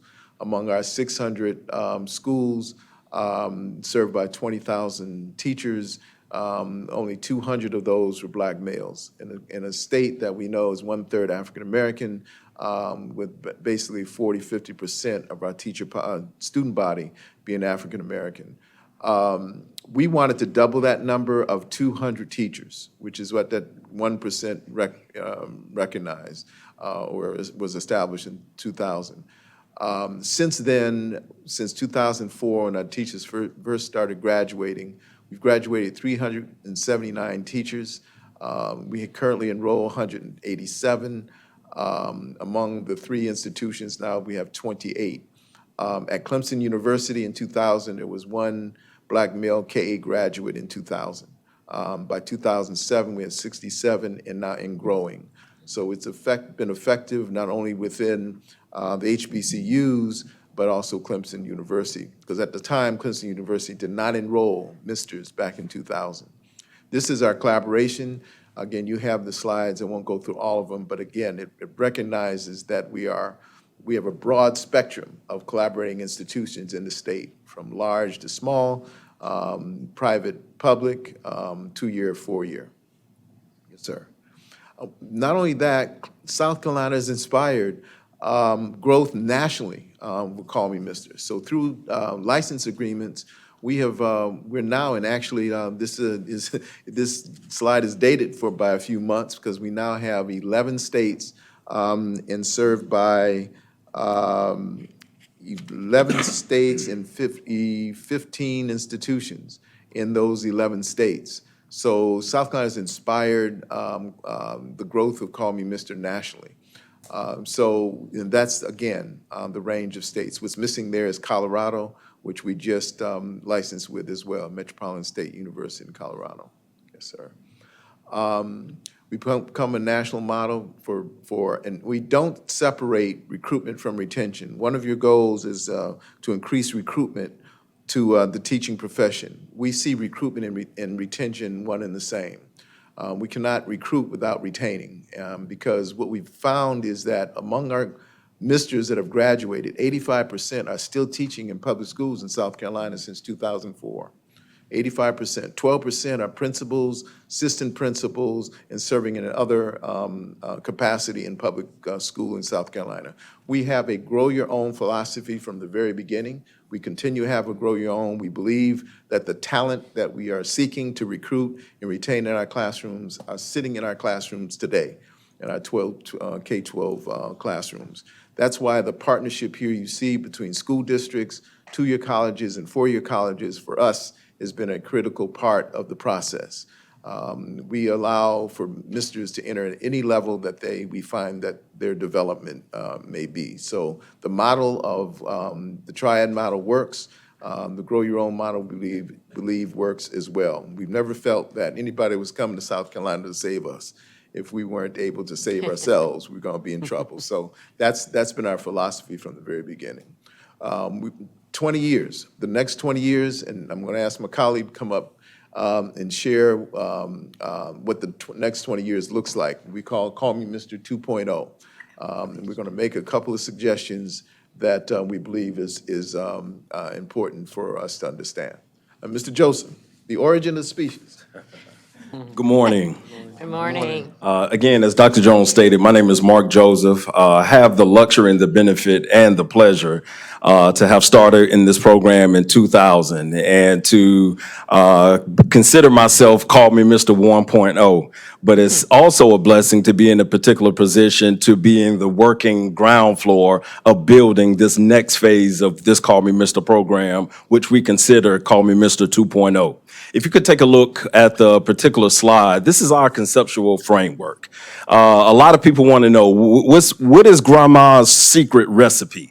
And so when we talk about that secret recipe or that secret sauce, this is how we have generated the level of success that we found to take place within our program. And I'm not going to go through all of the particulars, but we have a co-curriculum in place. And again, and this co-curriculum is in place in conjunction with all of the students, what they go through in their teacher preparation programs as well. This next slide you'll take a look at is called our mentoring model, our empowerment model. And so when we talk about within our program, within our network, what do we think should be the dispositions of an educator in this particular century? And so these are some of the things that we value, that we place the premium on. And again, not to highlight them, but we talk about the likelihood and the importance of being an ambassador, the importance of developing yourself from a personal standpoint. And we talk about brother's keeper. And the truth of the matter, when we talk about brother's keeper, it's the element of learning how to collaborate and work together. Learning how to do things from a cohort standpoint and a team approach standpoint. And so, and the thing that's at the top, servant leadership. We all know as educators, when we talk about the importance of leadership, you can't become a true leader without the heart of us, without serving the community and serving the individuals that we find in front of us. So in front of us, this is the model. This is what we talk about. These are some of the items that we grapple with week in and week out. And thank you. Call me Mr. 2.0. So quickly, we talk about the recruitment phase. And so we quickly found out during the pandemic stage that our numbers begin to drop. The narrative of becoming a teacher really began to take a significant hit in South Carolina. And so we basically came together and figured out, how can we ignite the interest of becoming an educator in this day and age? And so we decided to come up with the idea or coin the phrase, a showcase, a Call Me Mr. Showcase. Well, the beautiful thing about it is, and when I think about showcase, I think about the time when I was in K-5 and I had show and tell. When I brought the little toy to school, I was so excited and thrilled. Well, this is what our showcases are all about. Our showcases is an element of excitement because you have something favorable to share. You have something exciting to share with the people in the class, with the people in a particular space. And so we coined this phrase showcase, and we started in the county, the district of Orangeburg. The beautiful thing about this showcase is that it's a collaboration. It's a partnership. And if you look on the screen, we have two institutions of higher education, Claflin University, South Carolina State University, but we also have Orangeburg School District. We realized in order to ignite the interest of the students, we had to build a true partnership in place. And so partnering with the school district, we brought in at least 10 of their high school students, all of their high schools in Orangeburg School District. And we brought them to this particular venue. Well, again, over time, we quickly recognized that we could not come with the initial approach, do you want to become a teacher?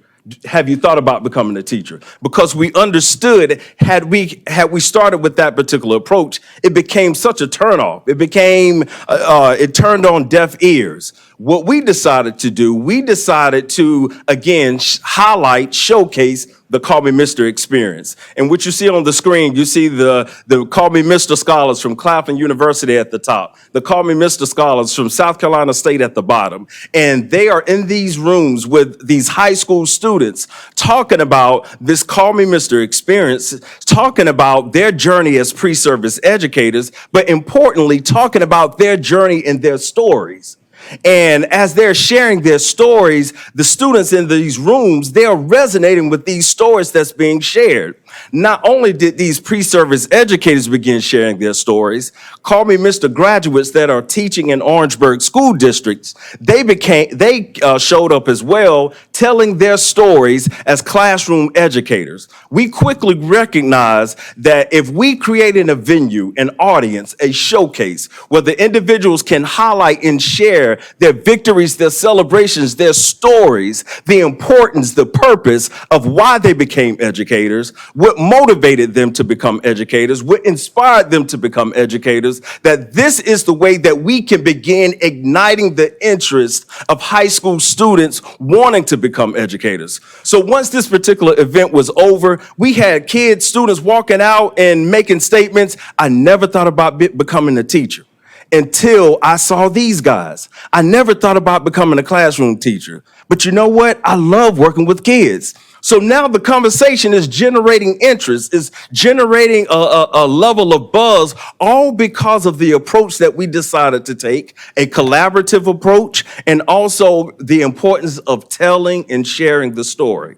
And so quickly, we just finished wrapping up another showcase in Sumter County, where we had Call Me Mr. pre-service educators from Clemson University, Morris College, and USC Sumter. And the highlight of this particular event, again, the students from that particular area got a chance to hear from the pre-service educators, but they also had to hear from one of our storied graduates, Mr. Marquise Clark, a Call Me Mr. graduate of Morris College, current principal at Spartanburg 7 Cleveland Academy, and the wonderful things that he's doing currently at Cleveland Academy.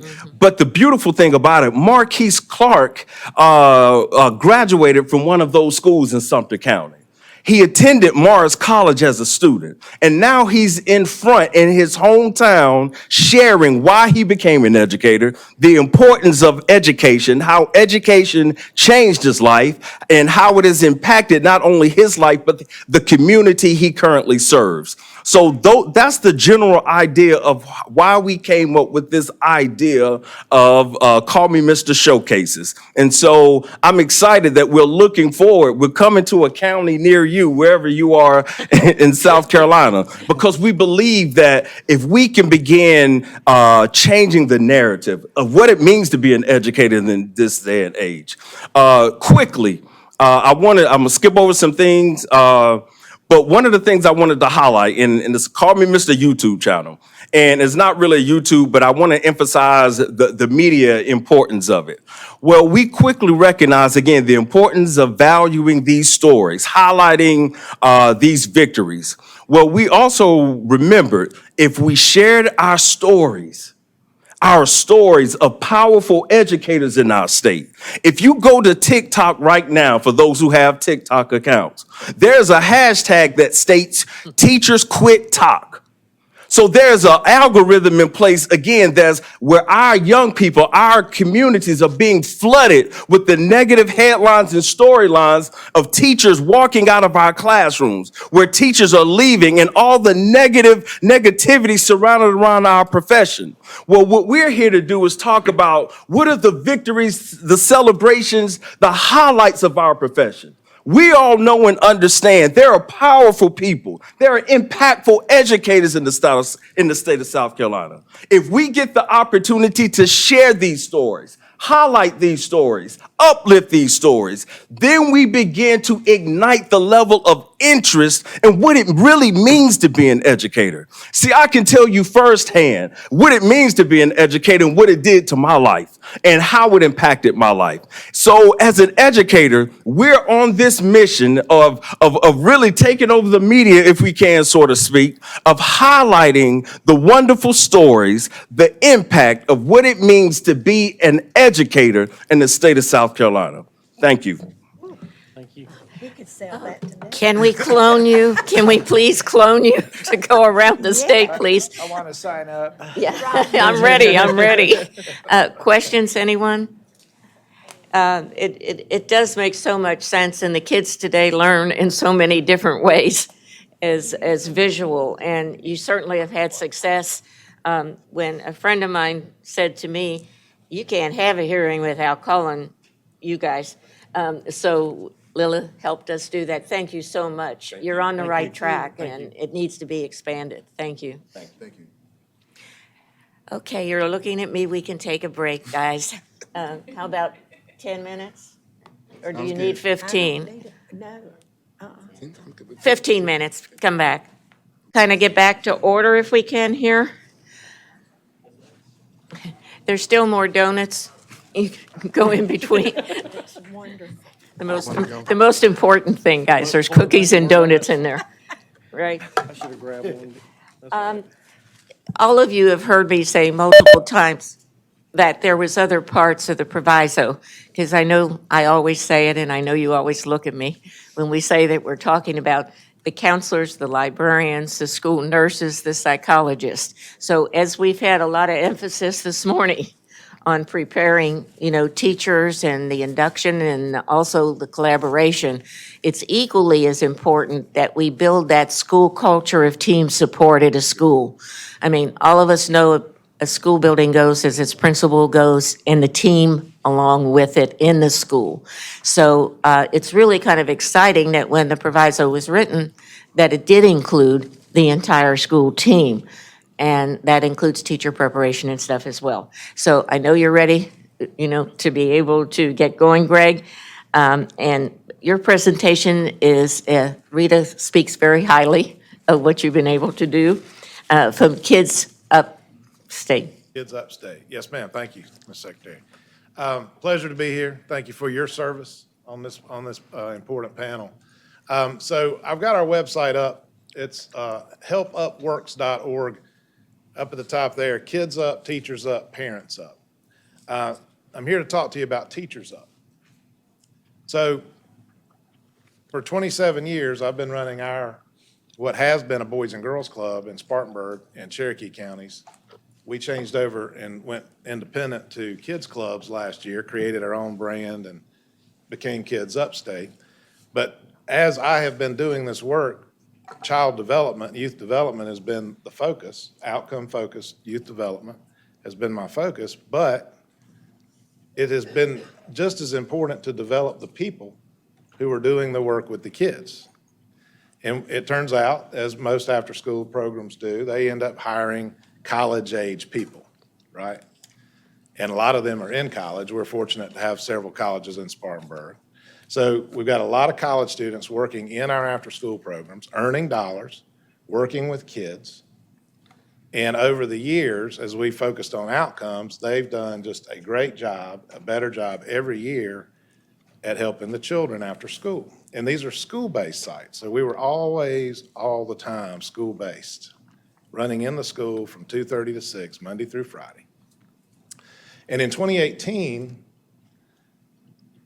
we got to know the Carolina Apprenticeship Carolina program, and we looked at our staffing training program, our staff development program, and we went to them and we said, look, this is what we do with our staff in our school-based after-school programs. Is this an apprenticeship? And they said, yes, it is. So we became a certified Department of Labor registered apprenticeship for creating new teachers, growing new teachers. Okay? And so since 2018, of course, we've had the hiccup of COVID. It's had some silver linings in it for us, but that slowed things down. But now, here coming well out of COVID, we're starting to get our legs again and maturing this program. And when I come down here, I talk about it as a pilot, because now there's 18 schools in Spartanburg districts 2, 3, and 7. We're in every elementary school in District 7, every elementary school in District 3, the Chesney side of District 2, and in 5 clubs in Cherokee County, including Blacksburg, which is on the other side of the river, if you're familiar with it. It never gets served by extra programs, but we're there with a huge club full of kids. And we started maturing the program in terms of getting kids to think, getting the workers, getting the staff to think about being future teachers. Are you majoring in education? If you're not, change your major. If you're not in school, get back into school. go be an education major. Be a teacher. Look at what you're doing. You're in a classroom 4 hours every afternoon with kids in a school. You're being a teacher. We start asking the principals, are you looking at our staff as your future faculty? Most say no, until you ask. Now they are, okay? You always have that 1 out of 10 principals who's blowing the doors off of it, right? Well, that one was Dina Watson. She's now Director of Elementary Ed in District 2. She was the principal who first told me, Greg, I'm hiring all of your staff as teachers in this school as they graduate. She told me that years ago. She also said this. She said, I have tons of teachers' kids in my school, and they're letting them come back to their classrooms after school. And I've told them this year they can't do that anymore. They have to put their children in the club, in the kids' club. Okay, now this was her way of doing it, and she's the boss at the school, so she's doing this, and she's encouraging them, as maybe opposed to directing them, but they did it. She said her turnover went down and her productivity went up. So now when I go ask a principal, are we moving your needles as an after-school program? Are we helping you move your needles for student performance and school performance? Are you looking at our staff as your future faculty? And are you having your teachers' kids come to the club? It will do all the things that we're saying here, presented to you in this little handout right here. You should have this. A catcher in the kudzu. That's what we are.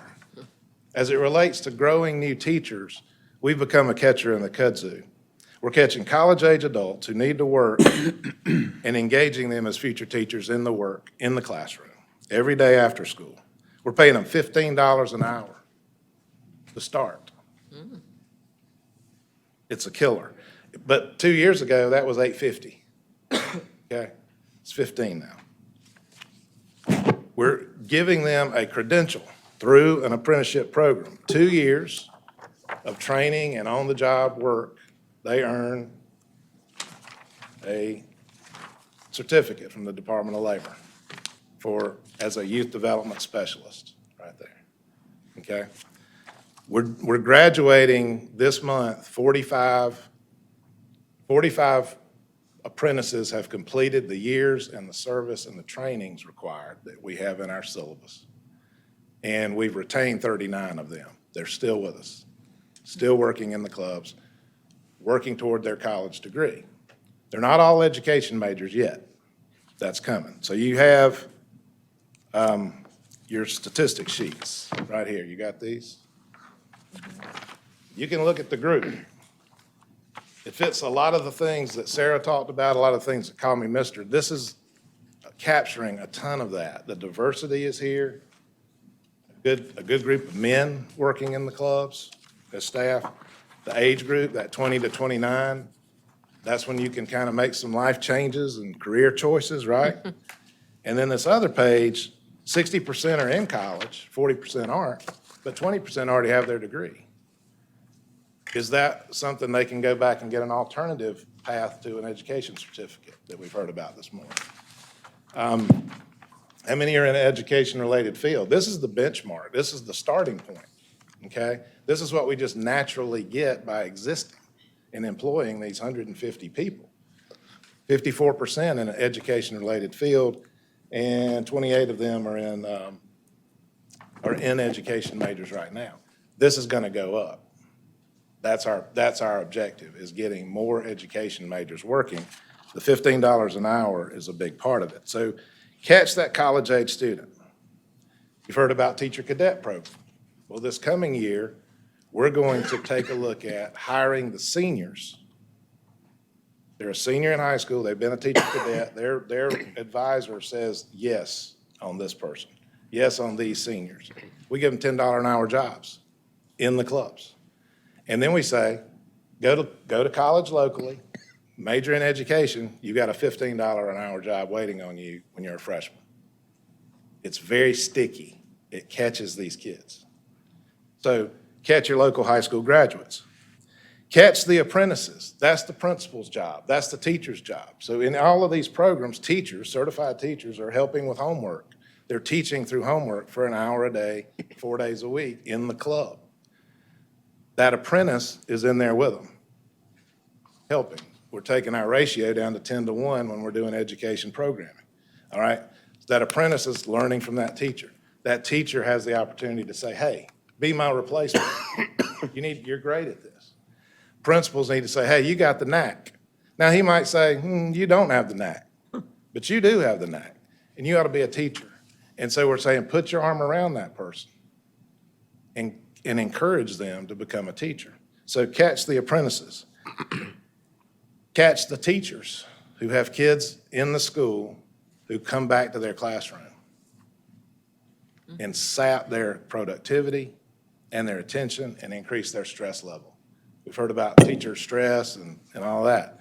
That's one of the major stressors, is dealing with your own children. I don't know if any of y'all have children, but I do, and I've been there. Catch the schools that are struggling to place teachers in classrooms. But these programs move the needle. School report cards, 2019, my 13 clubs sites, my 13 host schools in Spartanburg County, 5 were below average or unsatisfactory, 5 in 2019. Guess how many were that way in 2022? Just 1. And I know why, and we all know why. But the other one that had always been on the bottom, the other 4 that had always been on the bottom were no longer on the bottom. They were at least average. And some of them were good. 5 minutes for me. Thank you. So catch the schools. Catch the struggling student who can't afford daycare. They can't afford to go down the street for $100 a week. They can't go to the YMCA. They can't afford it. Serve them right in the school, give them a snack, give them leadership, education, arts, and fitness, which is the curriculum. We have a curriculum that the apprentices do in the schools, in the programs. We've created that. That's Kids Up. When you get a chance, go click on Kids Up. You'll learn all about a curriculum that perfectly aligns with the new communication standards that just came out. A doctor at Union told us about that last week. Catch that struggling students that is making teaching difficult and change their trajectory. You think a problem student causes a teacher problems teaching and having stress in her job or his job? Get that kid in a club. They will do better. They will be less of a problem. And catch any kid and make them safer, smarter, more skilled, and surround them with positive friends and food and fun. And every school can do this. We will teach any school how to do this apprenticeship on their own without a third party like me coming in and doing it. Thank you very much for your time. Patrick? This is a fantastic presentation. I'm literally sitting here thinking, how have I taught in this state 18 years and I've never heard of this? So 2 questions. The first is just straightforward. The second, I want to hear your opinion. The first is on the child care for teachers piece. That resonates with me because we keep hearing teachers need child care. As somebody who's had a child come into his classroom at the end of the day, everything you said, you were talking about. Is this free of cost? Yep. How do the kids get there? In the school. Okay. They come to the cafeteria, that starts today. And all teachers' kids are eligible? Yeah, everybody in the school is eligible. Okay. So second question, this is more your opinion. I have my ideas, but you're the expert. I want to hear it. Why isn't this statewide? Well, it's after school. School is school. Y'all do school. Somebody else does after school. And that's the main reason. It's not in the legal requirement of what schools do. And what I'm saying is to a school, if you're having trouble getting teachers, if you're struggling, and I can point to a lot of other schools in our districts that I'm not in, that we're not doing this in, and they're not doing well. They stayed the same or got a little worse coming out of COVID, 2019 to 2022. You can look at the report cards. All of ours went up. Or, unless they were excellent, you might have had some settling back to good from excellent, but that's not a killer, right? So It's mainly they hadn't thought about it. And nobody's told them, and nobody's shown them. I mean, if we didn't have the curriculum that we created during COVID, let me tell you about that. That's Kids Up. When schools closed, our clubs closed. But we needed to keep everybody employed, and 21st Century, one of our main funders, said, hey, if you can keep serving them somehow, do it. So we said on March 20th, how do we create it so that a parent can run a club at home with their own children? Well, it has to be very simple. And April 1st, we rolled out what is now Kids Up, which is our after-school curriculum. Leadership, education, arts, and fitness. Every activity fits in a tweet. And you can see the schedule if you go click on that. When we came out of COVID, after sending that home and parents using it at home, and I won't go into all that, but when we got back to the school year and we opened a bunch of new clubs, Mr. Clark that they mentioned at Cleveland Academy of Leadership talked the school district into putting us in every elementary school and paying for it with COVID dollars for 3 years. We had to open 6 new clubs in District 7, Spartanburg, in a month. Okay? That's when I went to $15 an hour because I had to recruit that many people to work. And we did it, but we weren't having consistency. And we said, hey, we've already got this curriculum. Why don't we put this in place? And we did. And that was the difference between 2019 and 2022. We didn't have that curriculum in pre-COVID. We do now. And it would allow anybody to take their teacher cadets, their senior teacher cadets in their own neighborhoods, to go right back to the schools they grew up in and start teaching through the curriculum every day after school. And you get those kids who are going to college or going to college online. I mean, that's a thing now. You know, you can go to school, the Palmetto College, I believe you can go anywhere you want, live anywhere you want and go to college, right? So this works.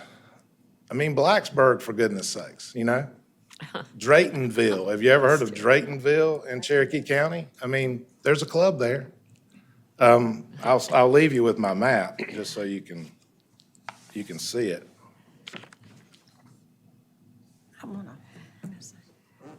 So you can see the map of all the locations. I mean, just the geographic spread. And this isn't just something that happens in a city.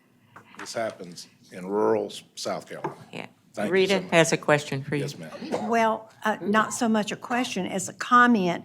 When I listened to this, I thought you're not only assisting current teachers with children of their own and the community to really catch children up, and we all know that we have a lot of children in many of the areas that you're working in are children that are far behind since COVID. You're not only doing that, but you're growing teachers in the program by giving them an opportunity to really feel that they want to go into that profession. Oh, yes. And at the same time, you are paying them to learn and to be motivated.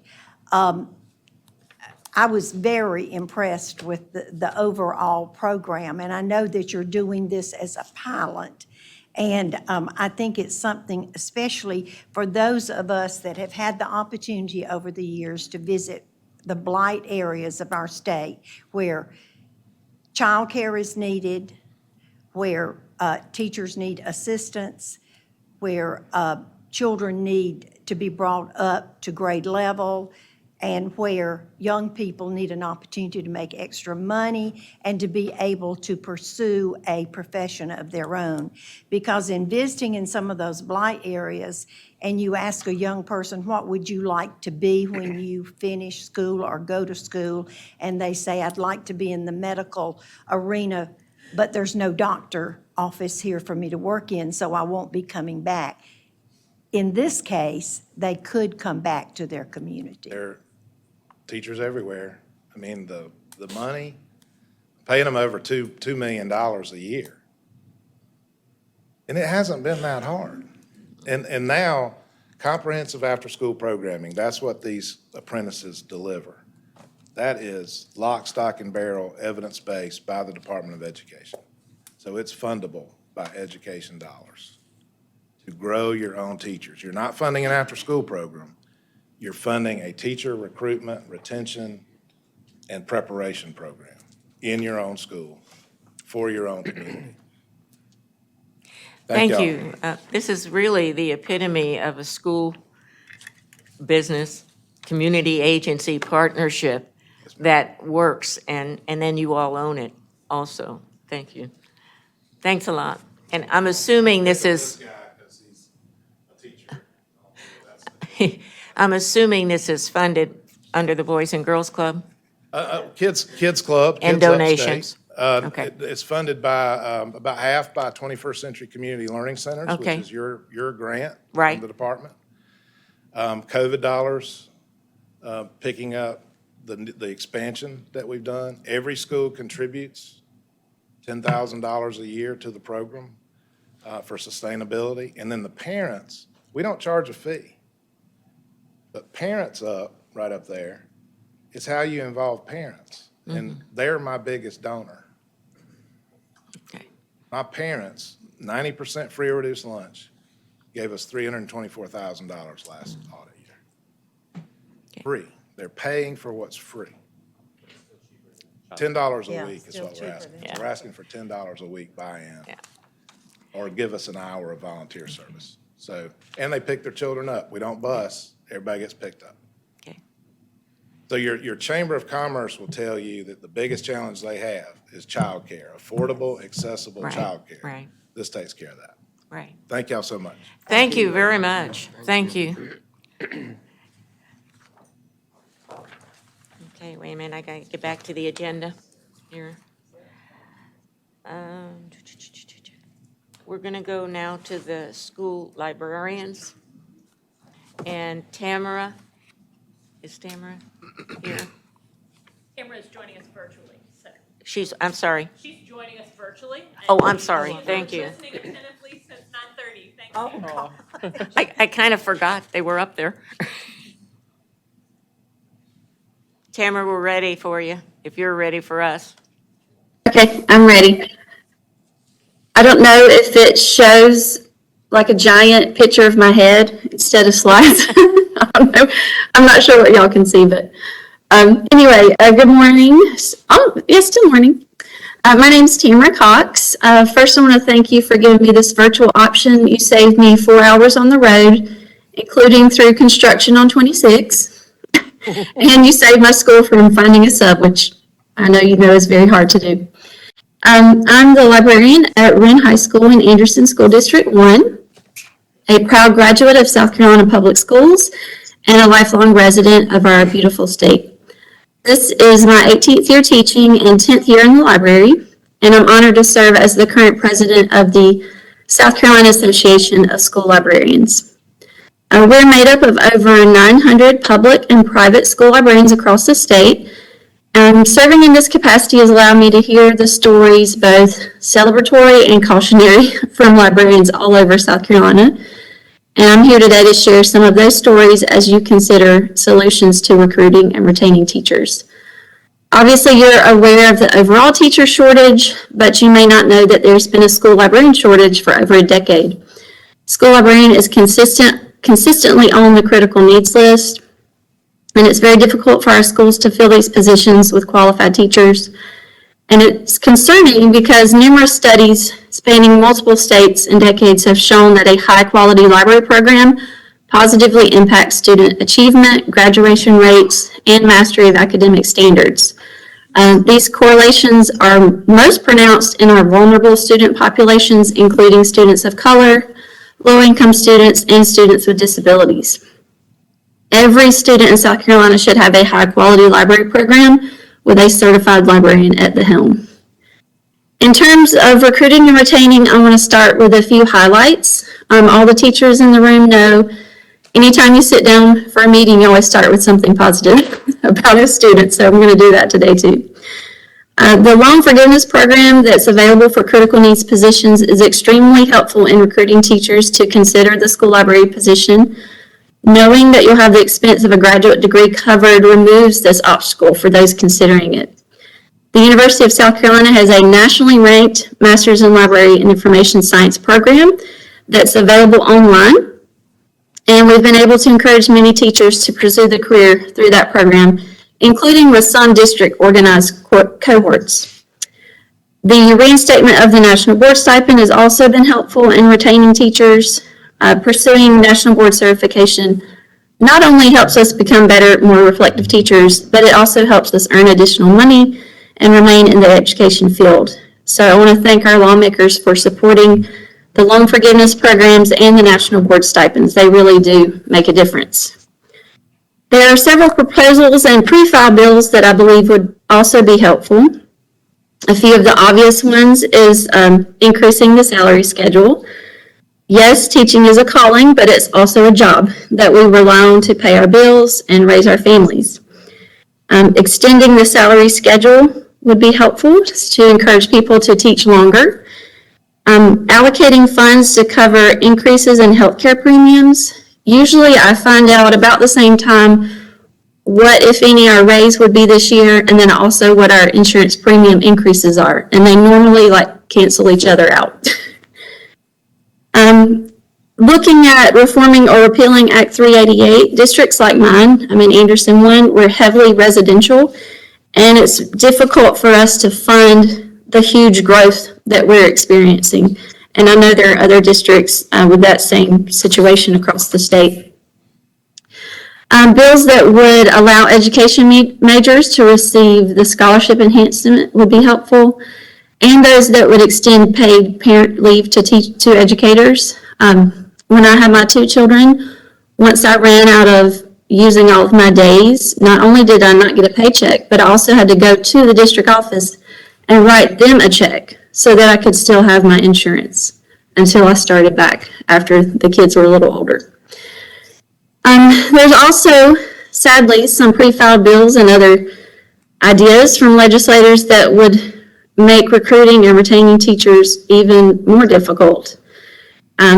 Any of the voucher bills, there's several being looked at. Until our public schools are fully funded, I'm not sure why that's really even a discussion at this point, because our public schools is what serves the vast majority of our children. So that's what we need to focus on. Director Hipp did a really good job talking about why it's important to keep those certification standards there. So we definitely support that.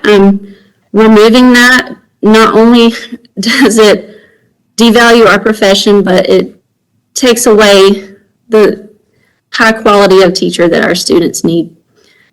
Bills like House 3728, the transparency bill that has moved on to the Senate, adds an unnecessary layer of surveillance of instruction. So it makes teachers scared to even talk or discuss difficult topics because you don't know who's going to be mad and then call the school or try to have you investigated. And so there's already policies in place where if someone has a legitimate complaint about a teacher that they can handle that. So this is just adding an unnecessary layer. Bills like House 3826 puts educators, librarians, both school and public librarians, at risk of criminal prosecution for using classic award-winning literature and art just because someone labels it as some controversial that they don't like. So many of the suggestions I shared are funding related, but I'd like to share something that would not cost the state anything. And that is how we talk about teachers and the teaching profession. For some reason, certain legislators have decided that vilifying teachers in public schools is politically beneficial to them. This past year has been unlike anything I've ever experienced in all of my 18 years of teaching. In my position as president of the Library Association, I've been called upon to support many librarians throughout the state who've experienced harassment and threats related to attempts to censor materials. There are longstanding selection and purchasing policies in place that librarians follow when buying books for school libraries, in addition to our coursework when we earned our master's degree. Additionally, there are longstanding policies in place when someone has a complaint about a book. Despite the existence of these decades-old policies, attacks on books have exploded. We had 1 reported complaint in 2019, 0 in 2020, 8 in 2021, and 307 in 2022. And as you can imagine, those are very stressful situations.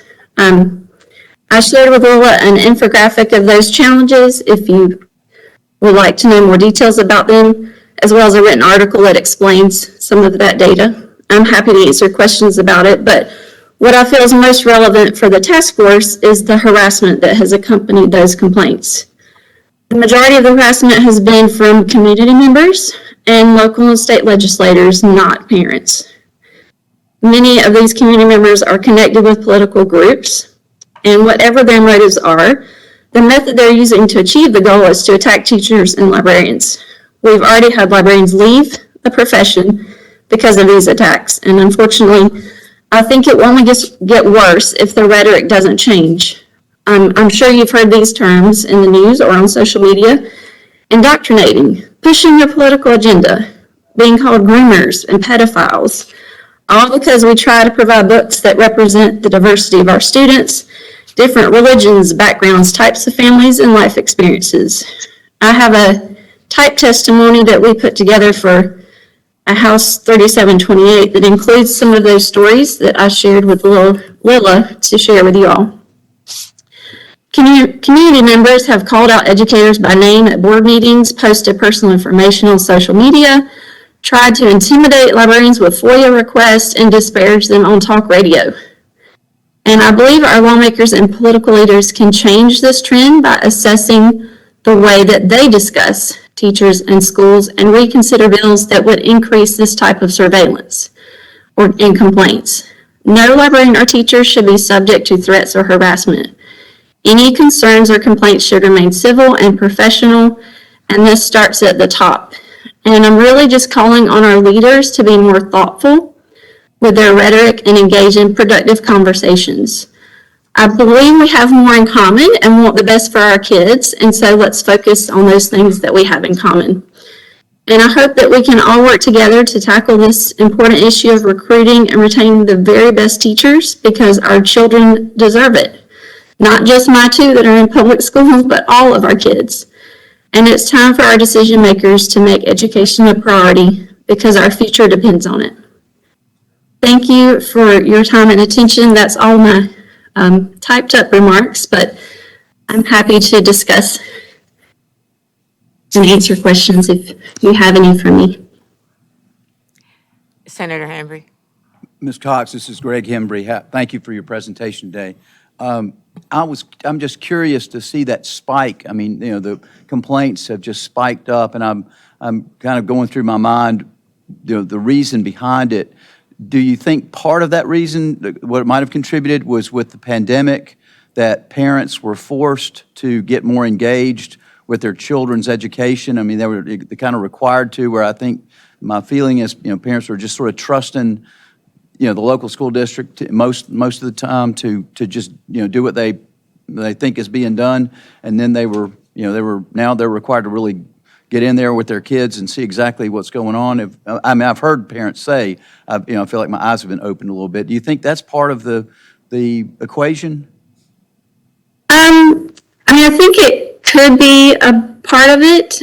As far as books is concerned, many of the books that have received complaints are 10, 20, 30, 40 or more years old. So I'm not sure, why we thought teens in the 80s could handle it, but the teens now can't. I guess that's what I'm thinking, because it's not the material's been out there. I just wonder if the awareness of the material is what has, opened this issue up. Yeah, I mean, I've read a couple of different articles that speculate, and a lot of it is related to groups that formed during the pandemic for parents' rights. And it kind of spread from there into curriculum and library materials. But what we're seeing is it's not parents that are complaining. It's usually a community member that's in some sort of political group like that. I got you. I mean, because we've always talked with parents. Of course, we connect with parents, and if they have specific rules to their kids, we help the kids follow their own family's rules. That's nothing new. We've always done that, and there's always been policies in place for that. But this is just a whole nother level of being targeted. It's a very strange feeling. And an uncomfortable, sad one. You ought to be in the South Carolina Senate. I feel for you, and that's why I would never be able You know to these same people, have the right? heart to do that. Some of the same people are coming after me too, so there you go. Patrick? I definitely understand. Patrick? Hey, Tamara, it's Patrick Kelly, and to Senator Hembree's point, I know he said it partially in jest, but I think it's a deeper societal issue of disrespect toward public servants, whether you're elected, unelected. And so I want to make sure I'm understanding this data right, because thank you for the infographic. I love a good picture that tells me things I don't have to read. The pie chart that says challengers, and I think you just kind of touched on this in your exchange with Senator Hembree, but when I see 60.5% are community members, that means that your data is showing, well, first question, is this challengers South Carolina specific, or is this national data I'm looking at? That is just South Carolina. Okay, so when I look at this and I see 60.5% are community members, that is telling me that it is not the parent of a child in the school, the employee of a school, or a student in the school, right? Right. They live in the community, but they do not have a child that's attending school. So if legislation specifically closed these kind of issues only to parents, students, or employees, it knocks out 61% of this pie chart. Is that correct? Yes. Okay. And then the follow-up question on that, these narratives that you provided are both powerful and heartbreaking, in the same way that I don't like hearing when elected officials are having their life threatened for doing their job. I certainly don't like it for an elementary school librarian. Do you know if these narratives of these threats and harassment, is this coming from parents connected to the school, or is this mimicking the trend in the Challengers pie chart of this is more community-based, people that are not affiliated with a school that have made this their cause of the week?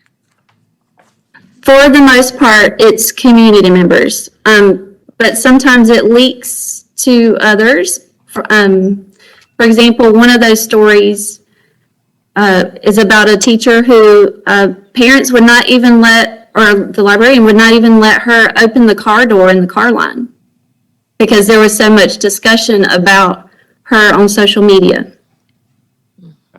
Thank you. I'm going to switch the question just a little bit. I think we all know the challenge that we're facing with this. I want to try and redirect just a little bit to, in your preparation to be a school librarian, are there suggestions that you would like to make to the task force here of things that could have helped you along the way? Maybe, how to deal with angry crowds might have been something that could have been in your coursework, but you understand what I'm saying.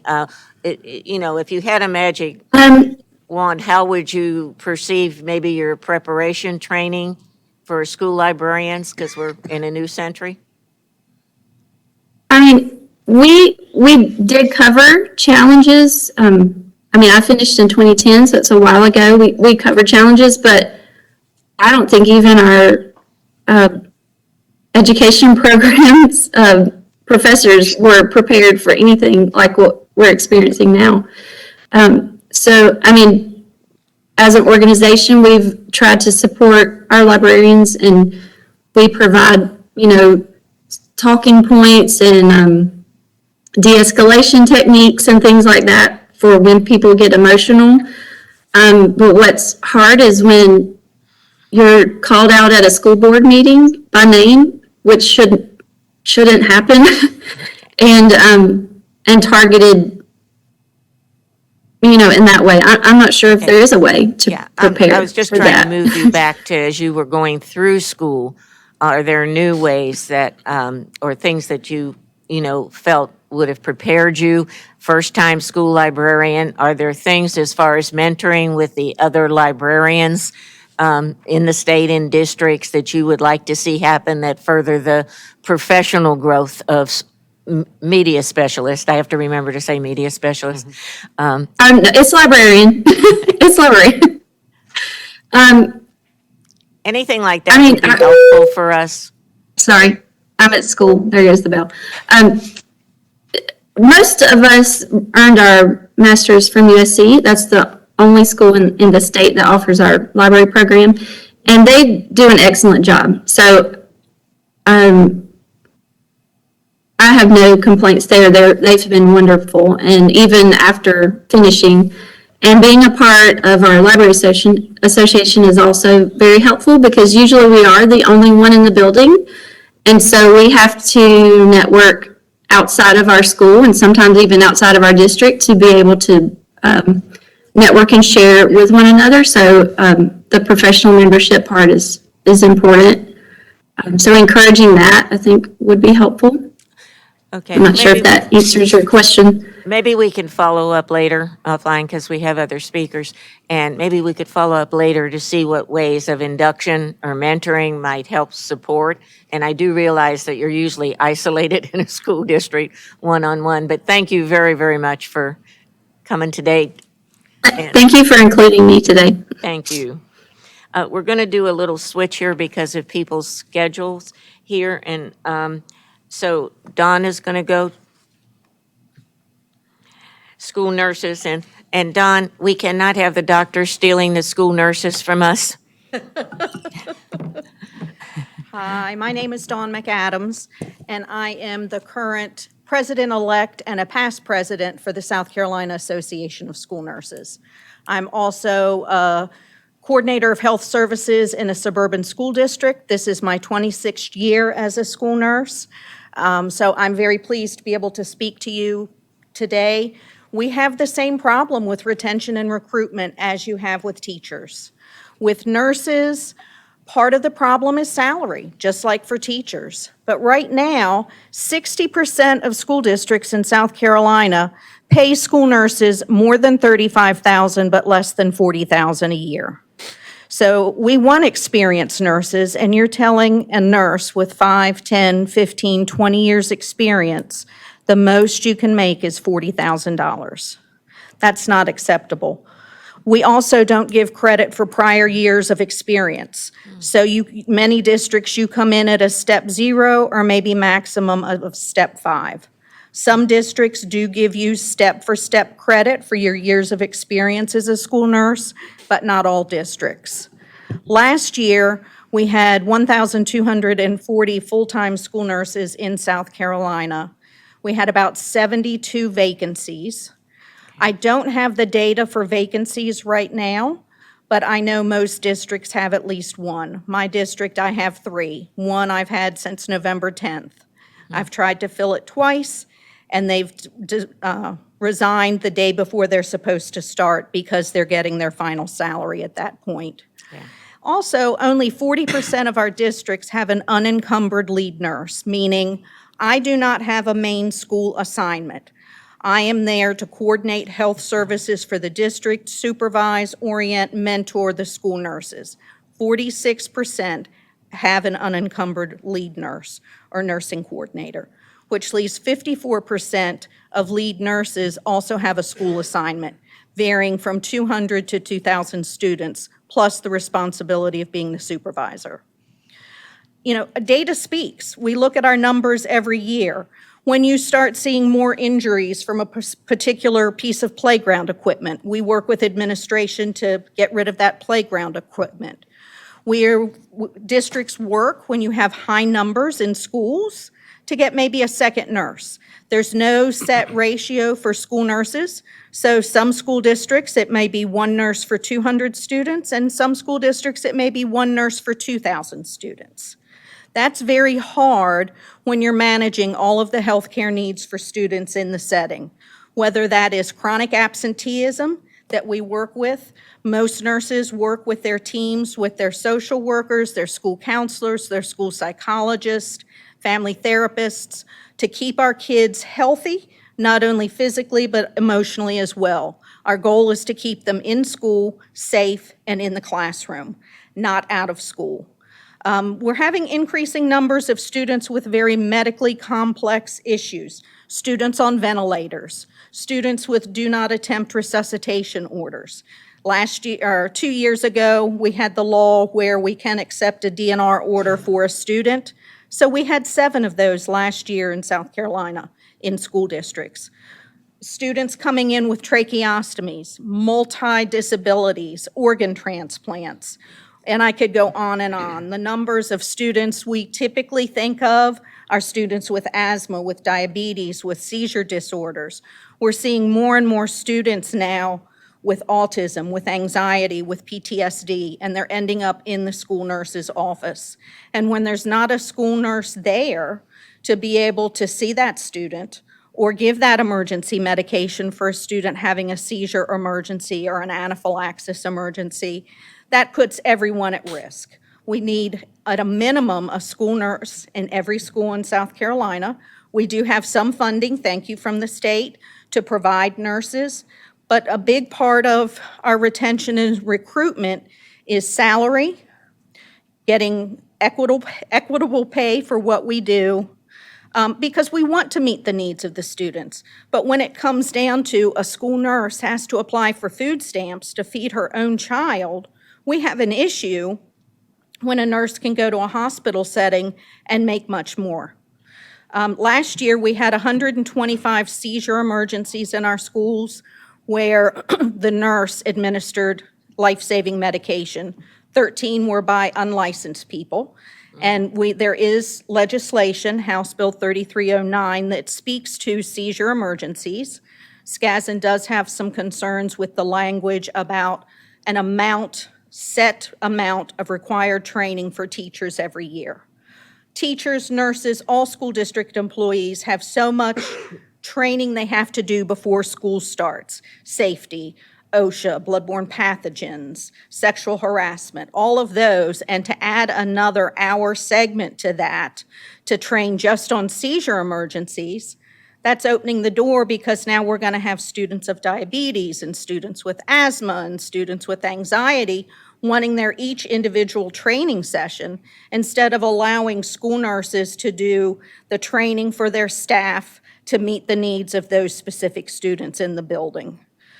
We had 10 instances of automatic external defibrillators having to be used by nurses in schools last year, 4 by crisis team members. Epinephrine, 98 doses of epinephrine by RNs and 8 by unlicensed personnel. And that is thanks to the SAVE Act, 5963-95, that we're hoping to revise the SAVE Act and add Narcan into that bill so we can start stocking Narcan. But there's other medications, so that would need to be broad enough that if suddenly we could get in emergency inhalers in school, because our kids are coming to school without their emergency medications, and EMS response times can be 5 minutes to 45 minutes, depending on where you are. And then how far is it to a hospital? So there's things that school nurses need, but they also need to feel valued and important to the school district, because they don't realize how much they appreciate a school nurse until there's not one there the day they have an emergency. Many districts don't have substitute nurses. Those that do, the substitute nurse may be getting paid $15 to $30 an hour. So we're telling an RN with a 2-4 master's degree, doctor of nursing practice, we're going to give you $15 an hour to cover this school today. So we've got to have some equitable pay for school nurses. Any questions for me? I'm just curious how y'all are paid. You're not on any sort of, the state doesn't set that rate, I mean, or do? Because we are classified, it's up to each individual school district. Okay. Many don't differentiate in degrees, and there's also nothing for national board certification. I've been a national board certified nurse for almost 20 years now, and there's no recognition of nurses that have gone the extra step to become nationally board trained like we do for teachers. So this is a district problem. Yeah. That is yes. Do you know what the market rate for nurses in South Carolina? in a hospital is probably $40 to $50 an hour. So when we're telling them you're going to make $28 an hour, and they get in and see how difficult it is and how many extra hours you're putting in, they're leaving. I frequently hire nurses and have them leave within the first 2 to 4 weeks. Is it also true that we have a nursing shortage in South Carolina as a Correct. whole? We also have a nursing shortage in South Carolina, which means they're going to go for the higher paying jobs. Do you know how South Carolina compares with other states as far as nurse support in the schools? Yeah. We are better than some because of the funding that we get from the Department of Ed. Some of your more rural states, Nevada, Arizona, they have very poor staffing ratios. When you get into your larger school districts, many of them have 1 to 2 nurses per school, maybe even 3. They may even have more nurses if there's a special needs class that needs a nurse in there because of trachs and feeding tubes. Thank you. Thank you, Dawn. Are your association and nurses that go into educational schools, whether they're public, private, parochial, or whatever, are you under the same requirements? And is there requirements in law that you carry? Absolutely, absolutely. We still have to fall under the same Nurse Practice Act as a nurse practicing in the hospital or a clinic. We have the same renewal requirements for our licensure. We still have the same supervision requirements. Okay, so do all of our educational institutions, from the K through 12, early childhood, and are they required to have a nurse? It is not required. So, It is my understanding that that is not something that is required. It's best practice, and I could be misstating that. okay, so if you're not misstating it, you're saying that in our public arena of education, we have by law required a nurse in our schools. I'm saying I don't know that it is in state law. It would be best practice, Okay. but I can find that out for you. In our schools, do we have LPNs versus RN ratios? We don't have ratios. Some school districts do employ LPNs. The level of supervision is different for an LPN from an RN, and there are things that under their Nurse Practice Act, they are not allowed to do. One of which would be developing an individualized healthcare plan, which falls under statute 5963-80. That any student with a chronic health condition that has frequent visits to the school nurse, has the potential to be deadly at school, et cetera, has to have an individualized health care plan as well as an emergency action plan. And an LPN cannot assess the student to create and write that IHP and emergency action plan. Only an RN can do it. An LPN can follow the plan that an RN creates. An RN has to do the initial training for unlicensed people to assist with the EpiPen or the glucagon or the inhaler. The RN has to do the initial training. LPNs can do follow-up training. And do you have any idea of how many LPNs, or what percentage of nurses? in South I don't Carolina? know that today, but I can get that number from you. Victoria Ladd, our state school nurse consultant, can give me that data. Thank you. Just one other question from me, please.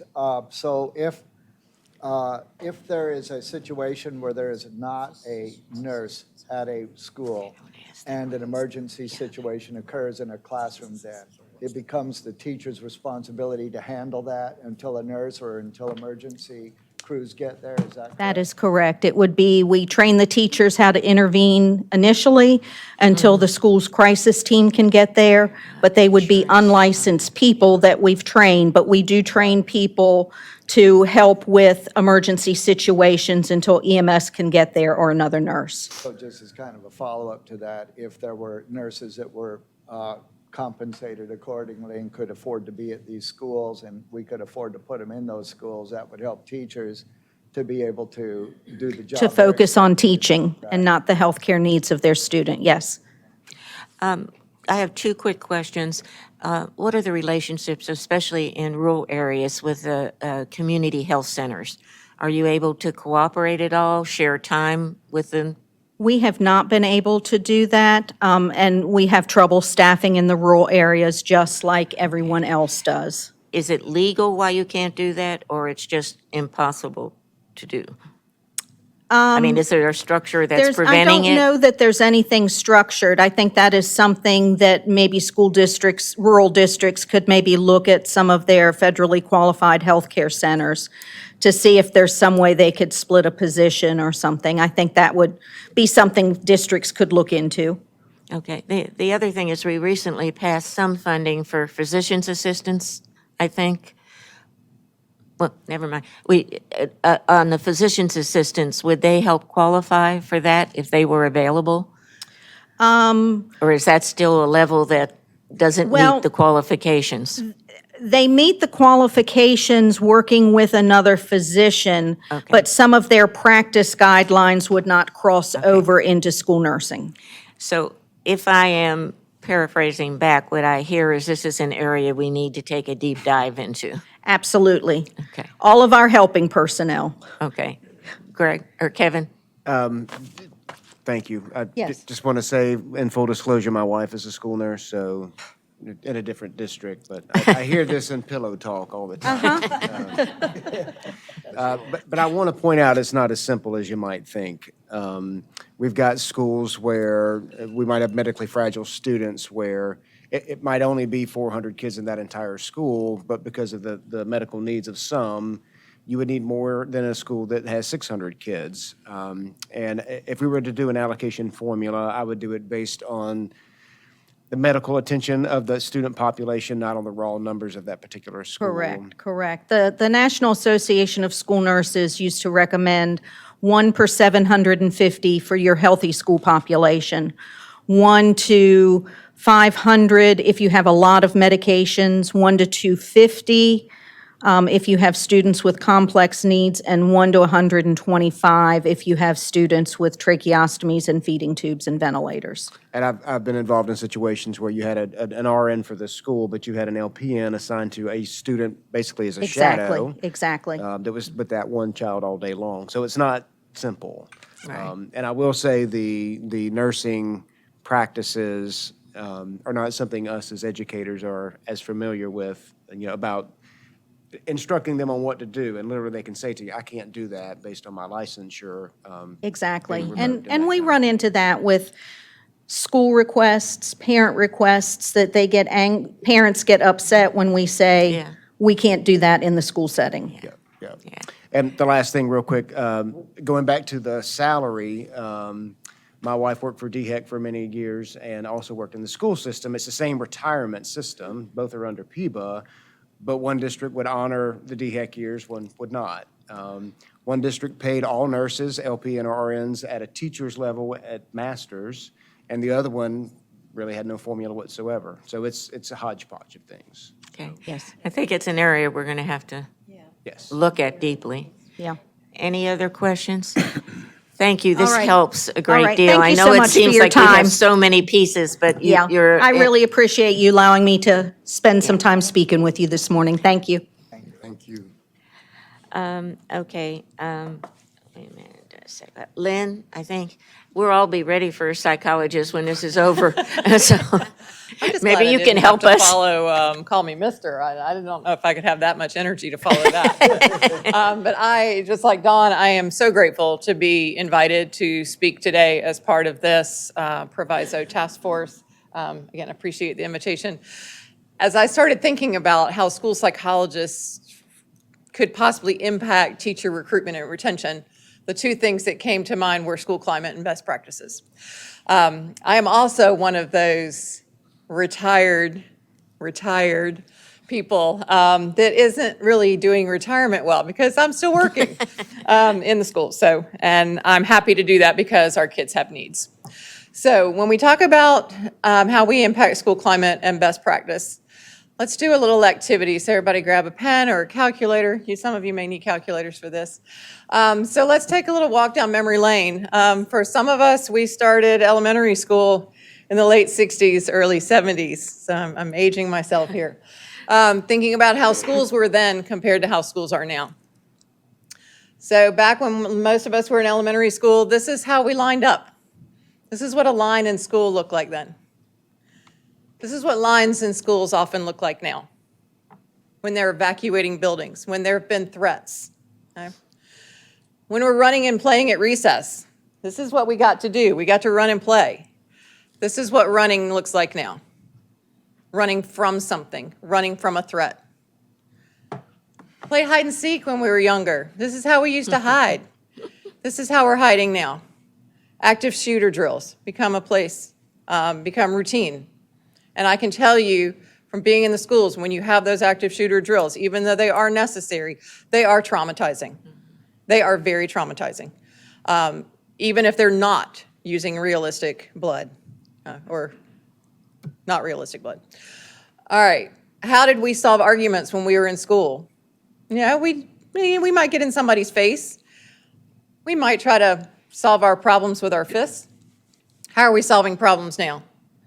Trashing each other on social media, like we heard. The hurtful words. Whoever said words can't hurt, they were wrong. Words hurt and have a very lasting impression. We're seeing more weapons in schools. We're seeing more weapons in our communities.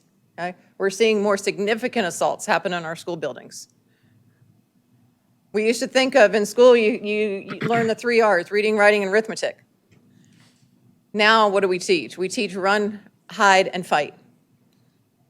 Okay? I know this is not very uplifting, but this is the fact of what our students and our staff are facing on a daily basis. Students were dealing with so much more. We always say kids bring more to school with them than a backpack. Okay? Kids are bringing depression, anxiety, family trauma, all those ACEs that we talk about all the time. Kids are bringing that to school with them. Okay? We want schools to be a safe place. While on top of all that, they're still trying to master the standards. They're still trying to be competitive for grades. They're still trying to be competitive for those Palmetto Fellow scholarships, those life scholarships. So that in and of itself is stressful. Okay? So let's take a look at the numbers. Think of your typical school building. For those of you who are not in school, Patrick, give us an idea of the size of your building, including students and staff. 2,100. 2,100. So take 2,100, divide that by 5. Somebody do the math for me real quick. Got a calculator? 450 something. Okay. That's how many in your building have behavioral and mental health issues. And I always include the staff in this because we can't address mental health issues in our school community unless we're talking about everybody in that building. After the pandemic, we used to say, our teachers are not okay. Okay? We can't expect them to be fine when nobody else is fine. Okay, so take that number, multiply that by 0.7. What is it? 294. 294. That's how many people in your building of a building that size have unmet needs that are not being treated. 294 people within that building have some type of behavioral and mental health issue that is not being addressed. That's significant. Would you agree? Okay. So who's already in the buildings that could help with this? We already heard from Dawn. We have some fabulous school nurses. A lot of them have psychiatric clinical training.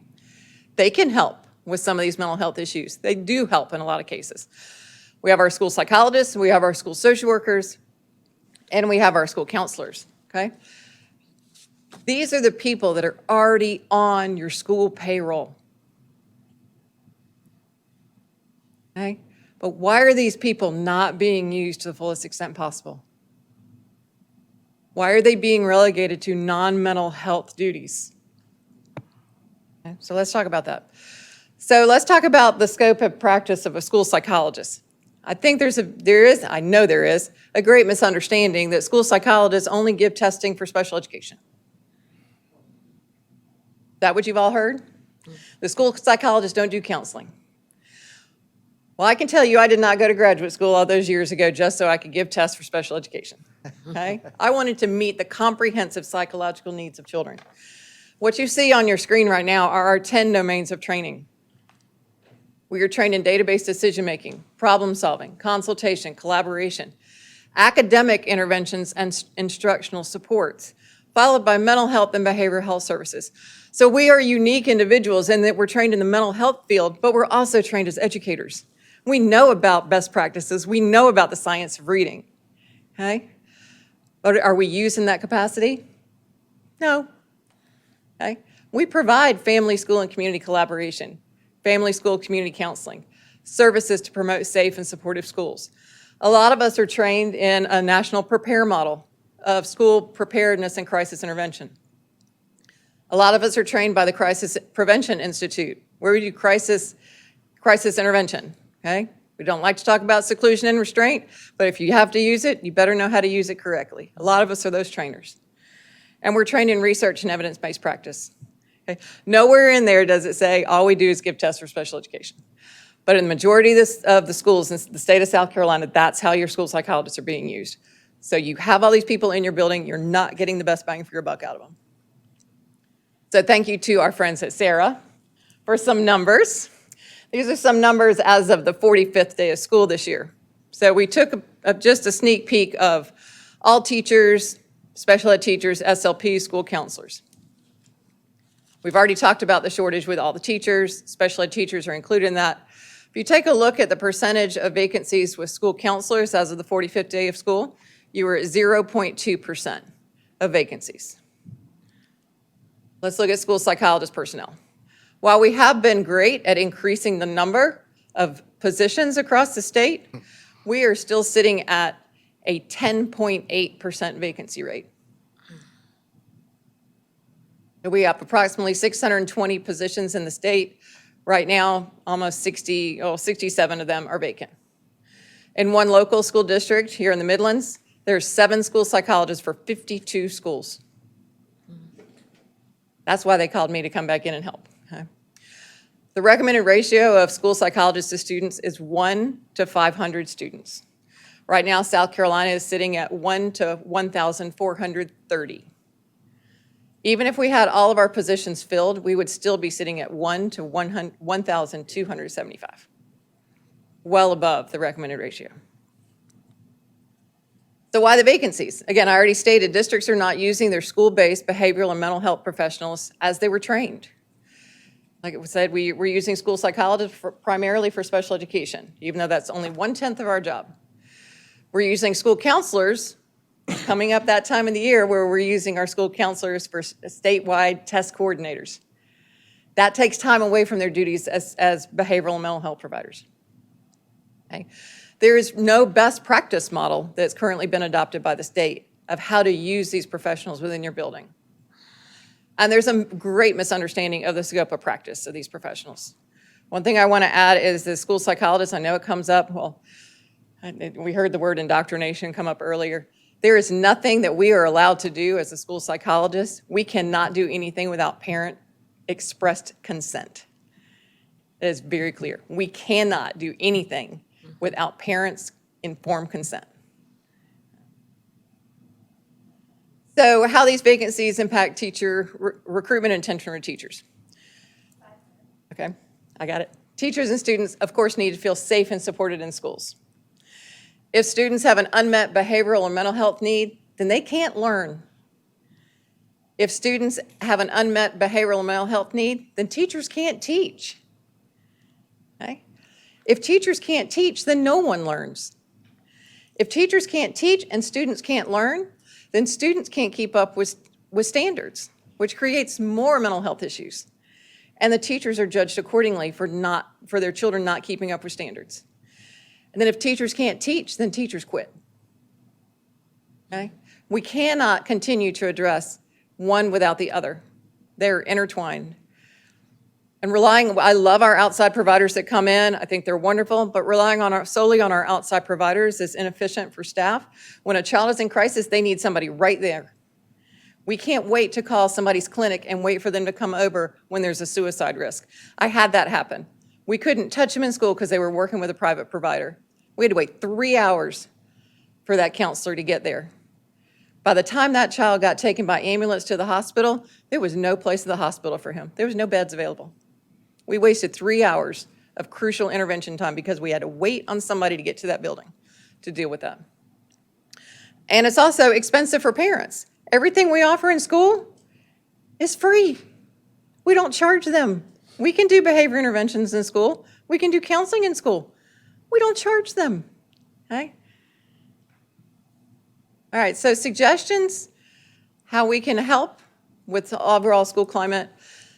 Adopt a statewide best practice model or our scope of training-based job description for each school-based mental health provider. We don't have that model right now. There's a great model out there for school psychologists, easy to adopt it as our state model. Recognize that these professionals can and do impact overall school safety and thus school climate. And I know that our improved school climate can ultimately help recruit and retain the best educators in the state for our children.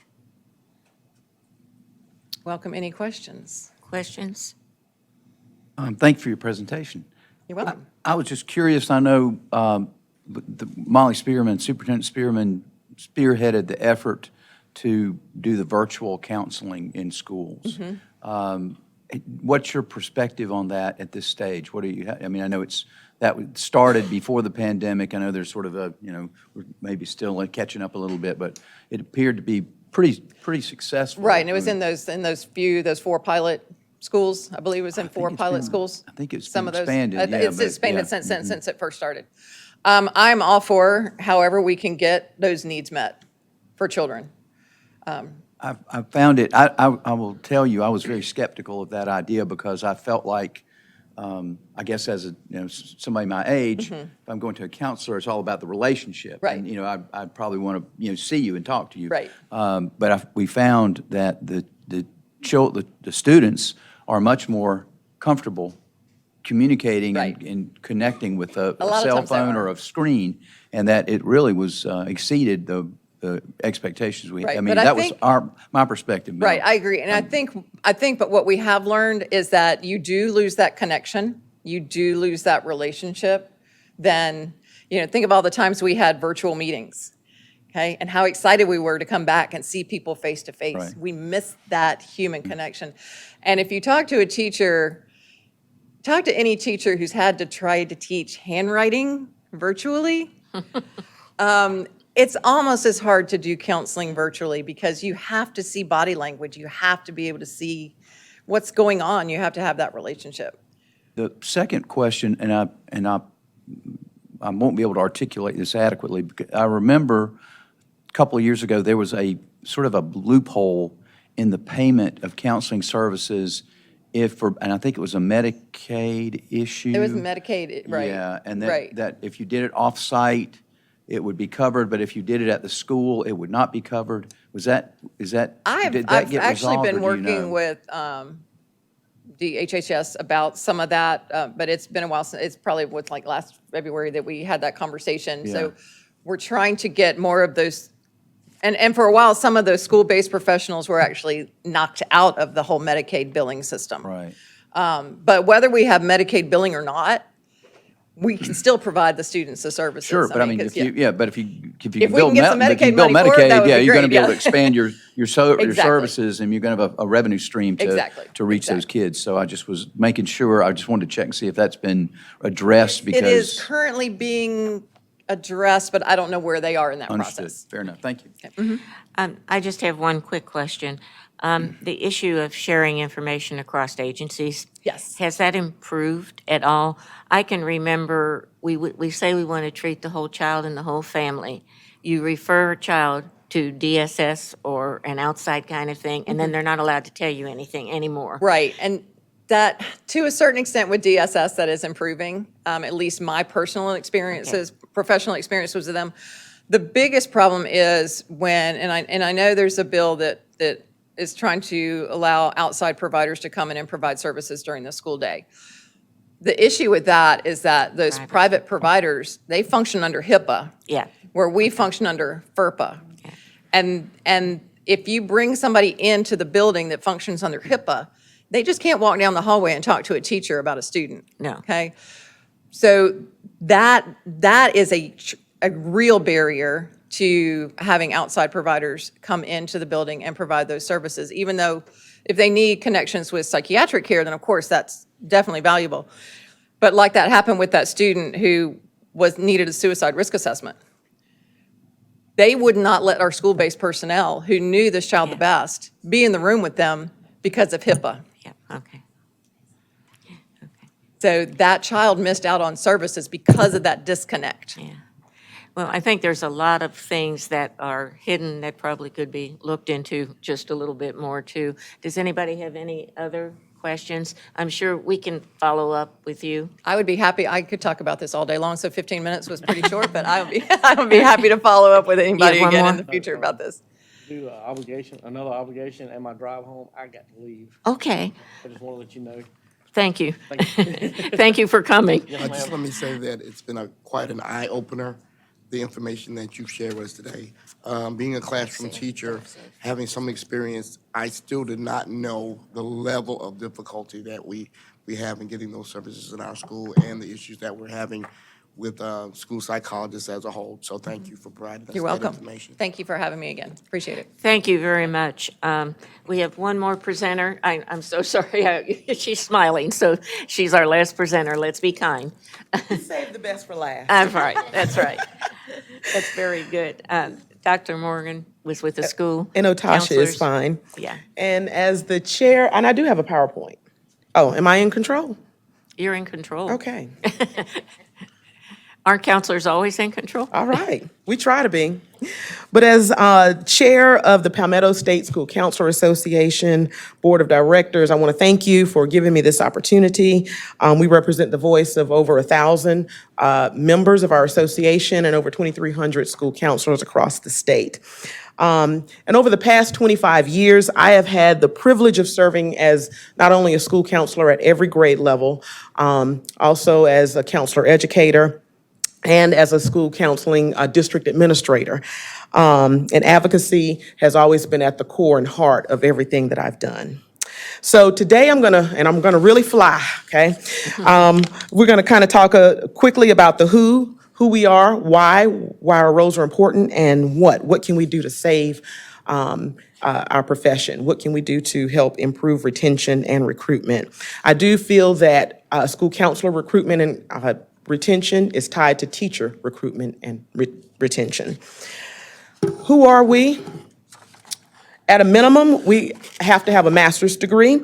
Many of us also are licensed professional counselors. We hold state certification, and we uphold and abide by our national ASCA ethical professional standards. And you will find us at all grade levels, elementary, middle, and high.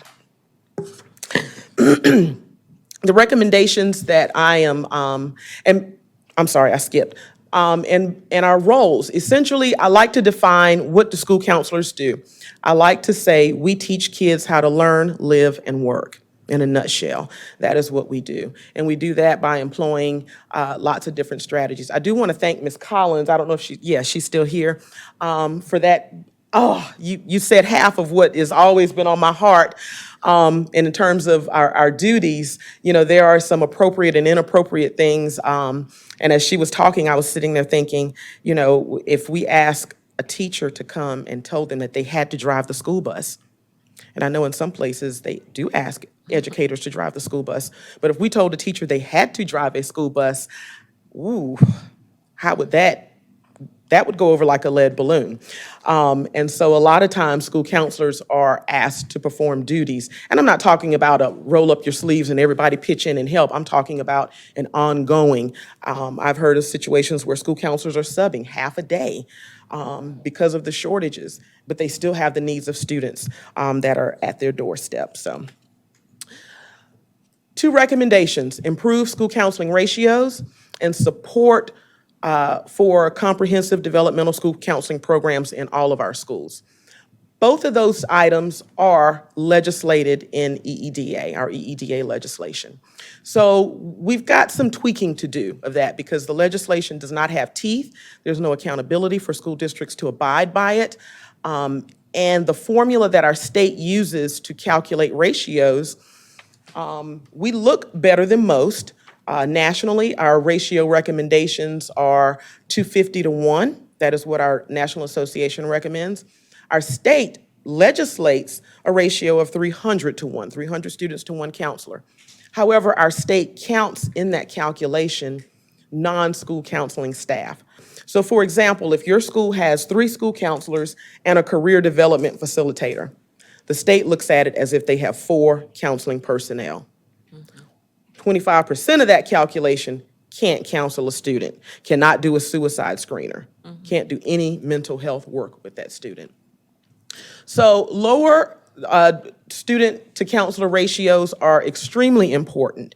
It's important to combat burnout, and it's also important in school counselors being able to operate within the scope of their practice. I just want to give you a quick comparison, and I have had some counselors who were gracious enough to do this for me because I just found out about this presentation on Monday, and put together just a quick snapshot of the power of 1. In many of our elementary schools in our state, there's only 1 school counselor. Some districts have been more progressive and more cutting edge, and they have a lower ratio. But our state sets the school counselor ratio for elementary at 1 to 900, meaning they qualify for a part-time once their enrollment is over 900. So I asked 3 school counselors to record for just 1 week to do a use of time assessment in terms of how many of these different activities, small group, individual classroom sessions, crisis sessions. Schools A, B, and C have 1 school counselor, and you see that their ratios are there's 759 students, 614, 670. School D has 1.5 counselors. So that school principal decided to use Title I funding and hire a 0.5 to help their school counselor. Exponentially, they're able to touch more kids in a given week, in a given day, with just the 0.5. Imagine what the power of 1 would do. We've seen an increase across the nation, but this is just, I've asked another school to give me some data. And just from 2019 to last school year, 2022, the exponential increase in our students' needs. And we've seen this trend growing, but obviously COVID exacerbated that. But we've seen this trend growing over the number of years. And unfortunately, we've been kind of given the phrase, we've got to learn to do more with less. That is causing our staff to burn out. We don't have enough counselors. We don't have enough counselors who are able to operate within their scope of training. That places a heavy burden on teachers because that means kids are showing up in classrooms with a lot of unmet needs that a school counselor can't get to if they're subbing half a day, that a school counselor can't get to if they're, tasked with doing all of these non-counseling related duties that just impede their ability to work with kids in a meaningful way. So as you can see by the chart, the needs have increased exponentially. And this is just in 1 school. I think this was a middle school. But just the number of DSS report, law enforcement reports, suicide screeners, and mental health referrals.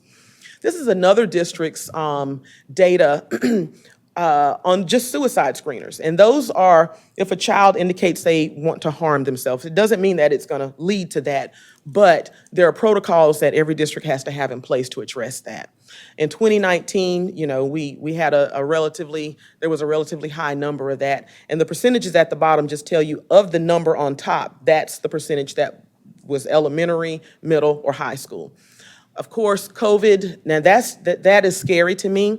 The COVID years when we were closed and in hybrid, the number of screeners that we did, that meant that there were a lot of kids, y'all, that we did not get to work with because we didn't have access to them or we didn't have those normal cues that triggered us.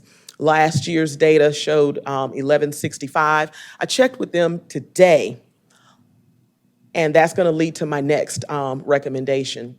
Today, their suicide screeners are at 450. So they're going to be down significantly. And why? I want to directly attribute that to this district's intentional effort to provide training for all of their school counselors in comprehensive program development.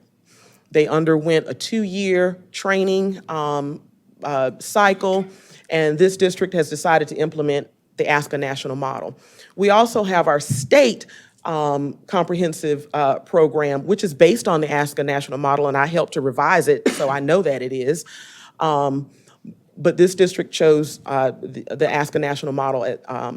And I do believe that because of the specific interventions that a lot of those school counselors put in place, looking at student outcome goals that were tied to their school data, I do believe that is why they've seen the decrease in their suicide screeners this year. And just to give you another visual, what if all of our schools had comprehensive school counseling programs? It doesn't always have to be the ASCA national model. It could be our state model, and there are other frameworks that are out there. I want you to look at the gold line and the blue line, and then look at the red arrow. So as you see from 2014, there's just a gap between that line, okay? And then you see in 2021, the gap is significantly smaller. What happened in 2021?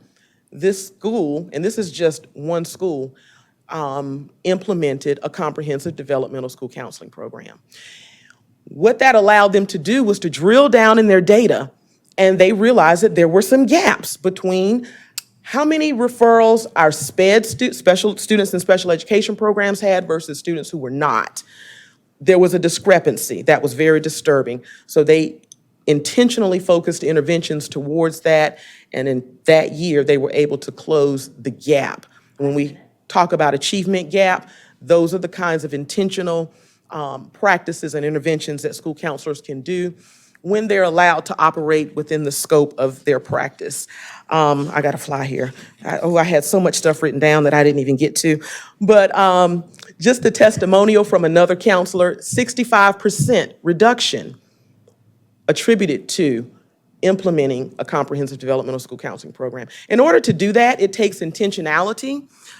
It also takes time, but it also means that we have to create environments that are conducive for counselors to be able to do that. Doing more with less, we're running out of steam, and people are getting burnt out. They're leaving the profession. Just in my district alone, we normally only have 4 to 6 new counseling positions a year. This year, I've got 13 new counselors in my New to 2 program. 13. I've never had that many before in this district. But anyway, school counseling interventions support teaching and learning, and that is why I said we're all connected. It ties to teacher retention and recruitment. Because if we're not able to do our job, that puts an increased burden on teachers. But there's not an area in our education pipeline that school counselors cannot impact. And this is just an example or a sampling of what that looks like when we talk about the role of school counselors. You know, focusing on academic achievement by implementing, when I say specific interventions.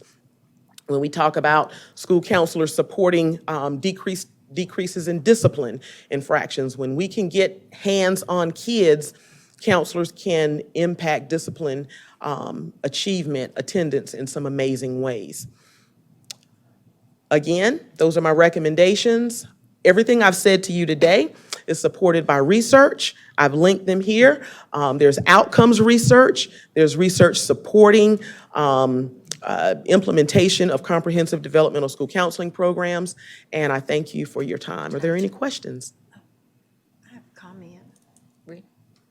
Natasha, thank you very much for that. And you've been here most of the day, and you've heard most of everything that we have heard. And one of the things that really jumps out to me is we have a national push going on right now for parental rights. Which I don't disagree with parental rights. But I also think there should be parental rights and responsibility. And in nothing that I heard today did we talk about parents' involvement and parents' position in our education system. and I think we all in this room and outside of this room know how important parental involvement is. Do you have any enlightening suggestions on how all your professions could be served better if we could find a way to get parents more involved in the right way for our education system? I promise you I had that in my written notes, but I flew too fast and I flew right over that. We cannot do what we do without parental involvement. It becomes so much more challenging to function in any of our roles as school counselors, school psychologists, school social workers, school nurses without effective parental involvement. One of the things that COVID has taught us was that we were very rigid in how we defined that, and it required us to be flexible on what involvement meant. So it helped us to remove a lot of barriers to parents being involved. You know, now we can do IGPs virtually. A parent doesn't have to take off from their job to come and do their academic advising for students anymore. Or we can do parent workshops virtually, so they can do them in the evenings and they don't have to worry about childcare. So we cannot we cannot function effectively without parental support, because there are some things they have to give permission for us to be able to do with their students. And we just know we work better when we're working as a team with parents. I mean, that's just the bottom line. Other questions? Thank you. We'll be back to you as well. Thank you. It's been amazing to me in listening in on the subcommittees and listening in on the whole task force, how many common things are coming to the forefront. We're overlapping in the committees a great deal. You know, I think maybe when we started this, we thought we had a little narrow kind of focus, and now we're looking at the whole system, the whole infrastructure, so to speak, how to prepare, how to support, you know, to make the best we can. And it might have been a little broader than we originally started. So I think it will take us, it isn't all going to happen overnight, but when we come up with our recommendations, I'm hoping perhaps we can think and put a timetable just to make sure we don't leave something out of this. But if one piece of the system does not function, then the others don't function either. And I think the value in everything we have been doing, because we have the support of all the stakeholders and the entities in looking at this, is the fact that we are looking at all the pieces that have to work together. And so we had a listening session in Greenville, was very well attended. Monday at Florence, and Lila, help me where it is. It is actually at Francis Marion University. Right. Chapman Auditorium on Alumni Drive. So thank you to Dr. Johnson for hosting and to Beverly for helping facilitate that session for us. And then our third one, It's in 110 Lot on the State House campus, the 20th of March at 4:30. okay. So does anybody else have anything for the good of the cause? I know that we're still meeting in subcommittees. I know bless you, are reading all the things that come to you. I've just been so impressed with the people being able to work together. I can tell you the kinds of issues to look forward, you know, not backward. And when this is all over, I think we are all going to be proud of our efforts. And to Beverly and Lila and your staff, I mean, you have been godsends in helping to put this together. So thank you both. We adjourn.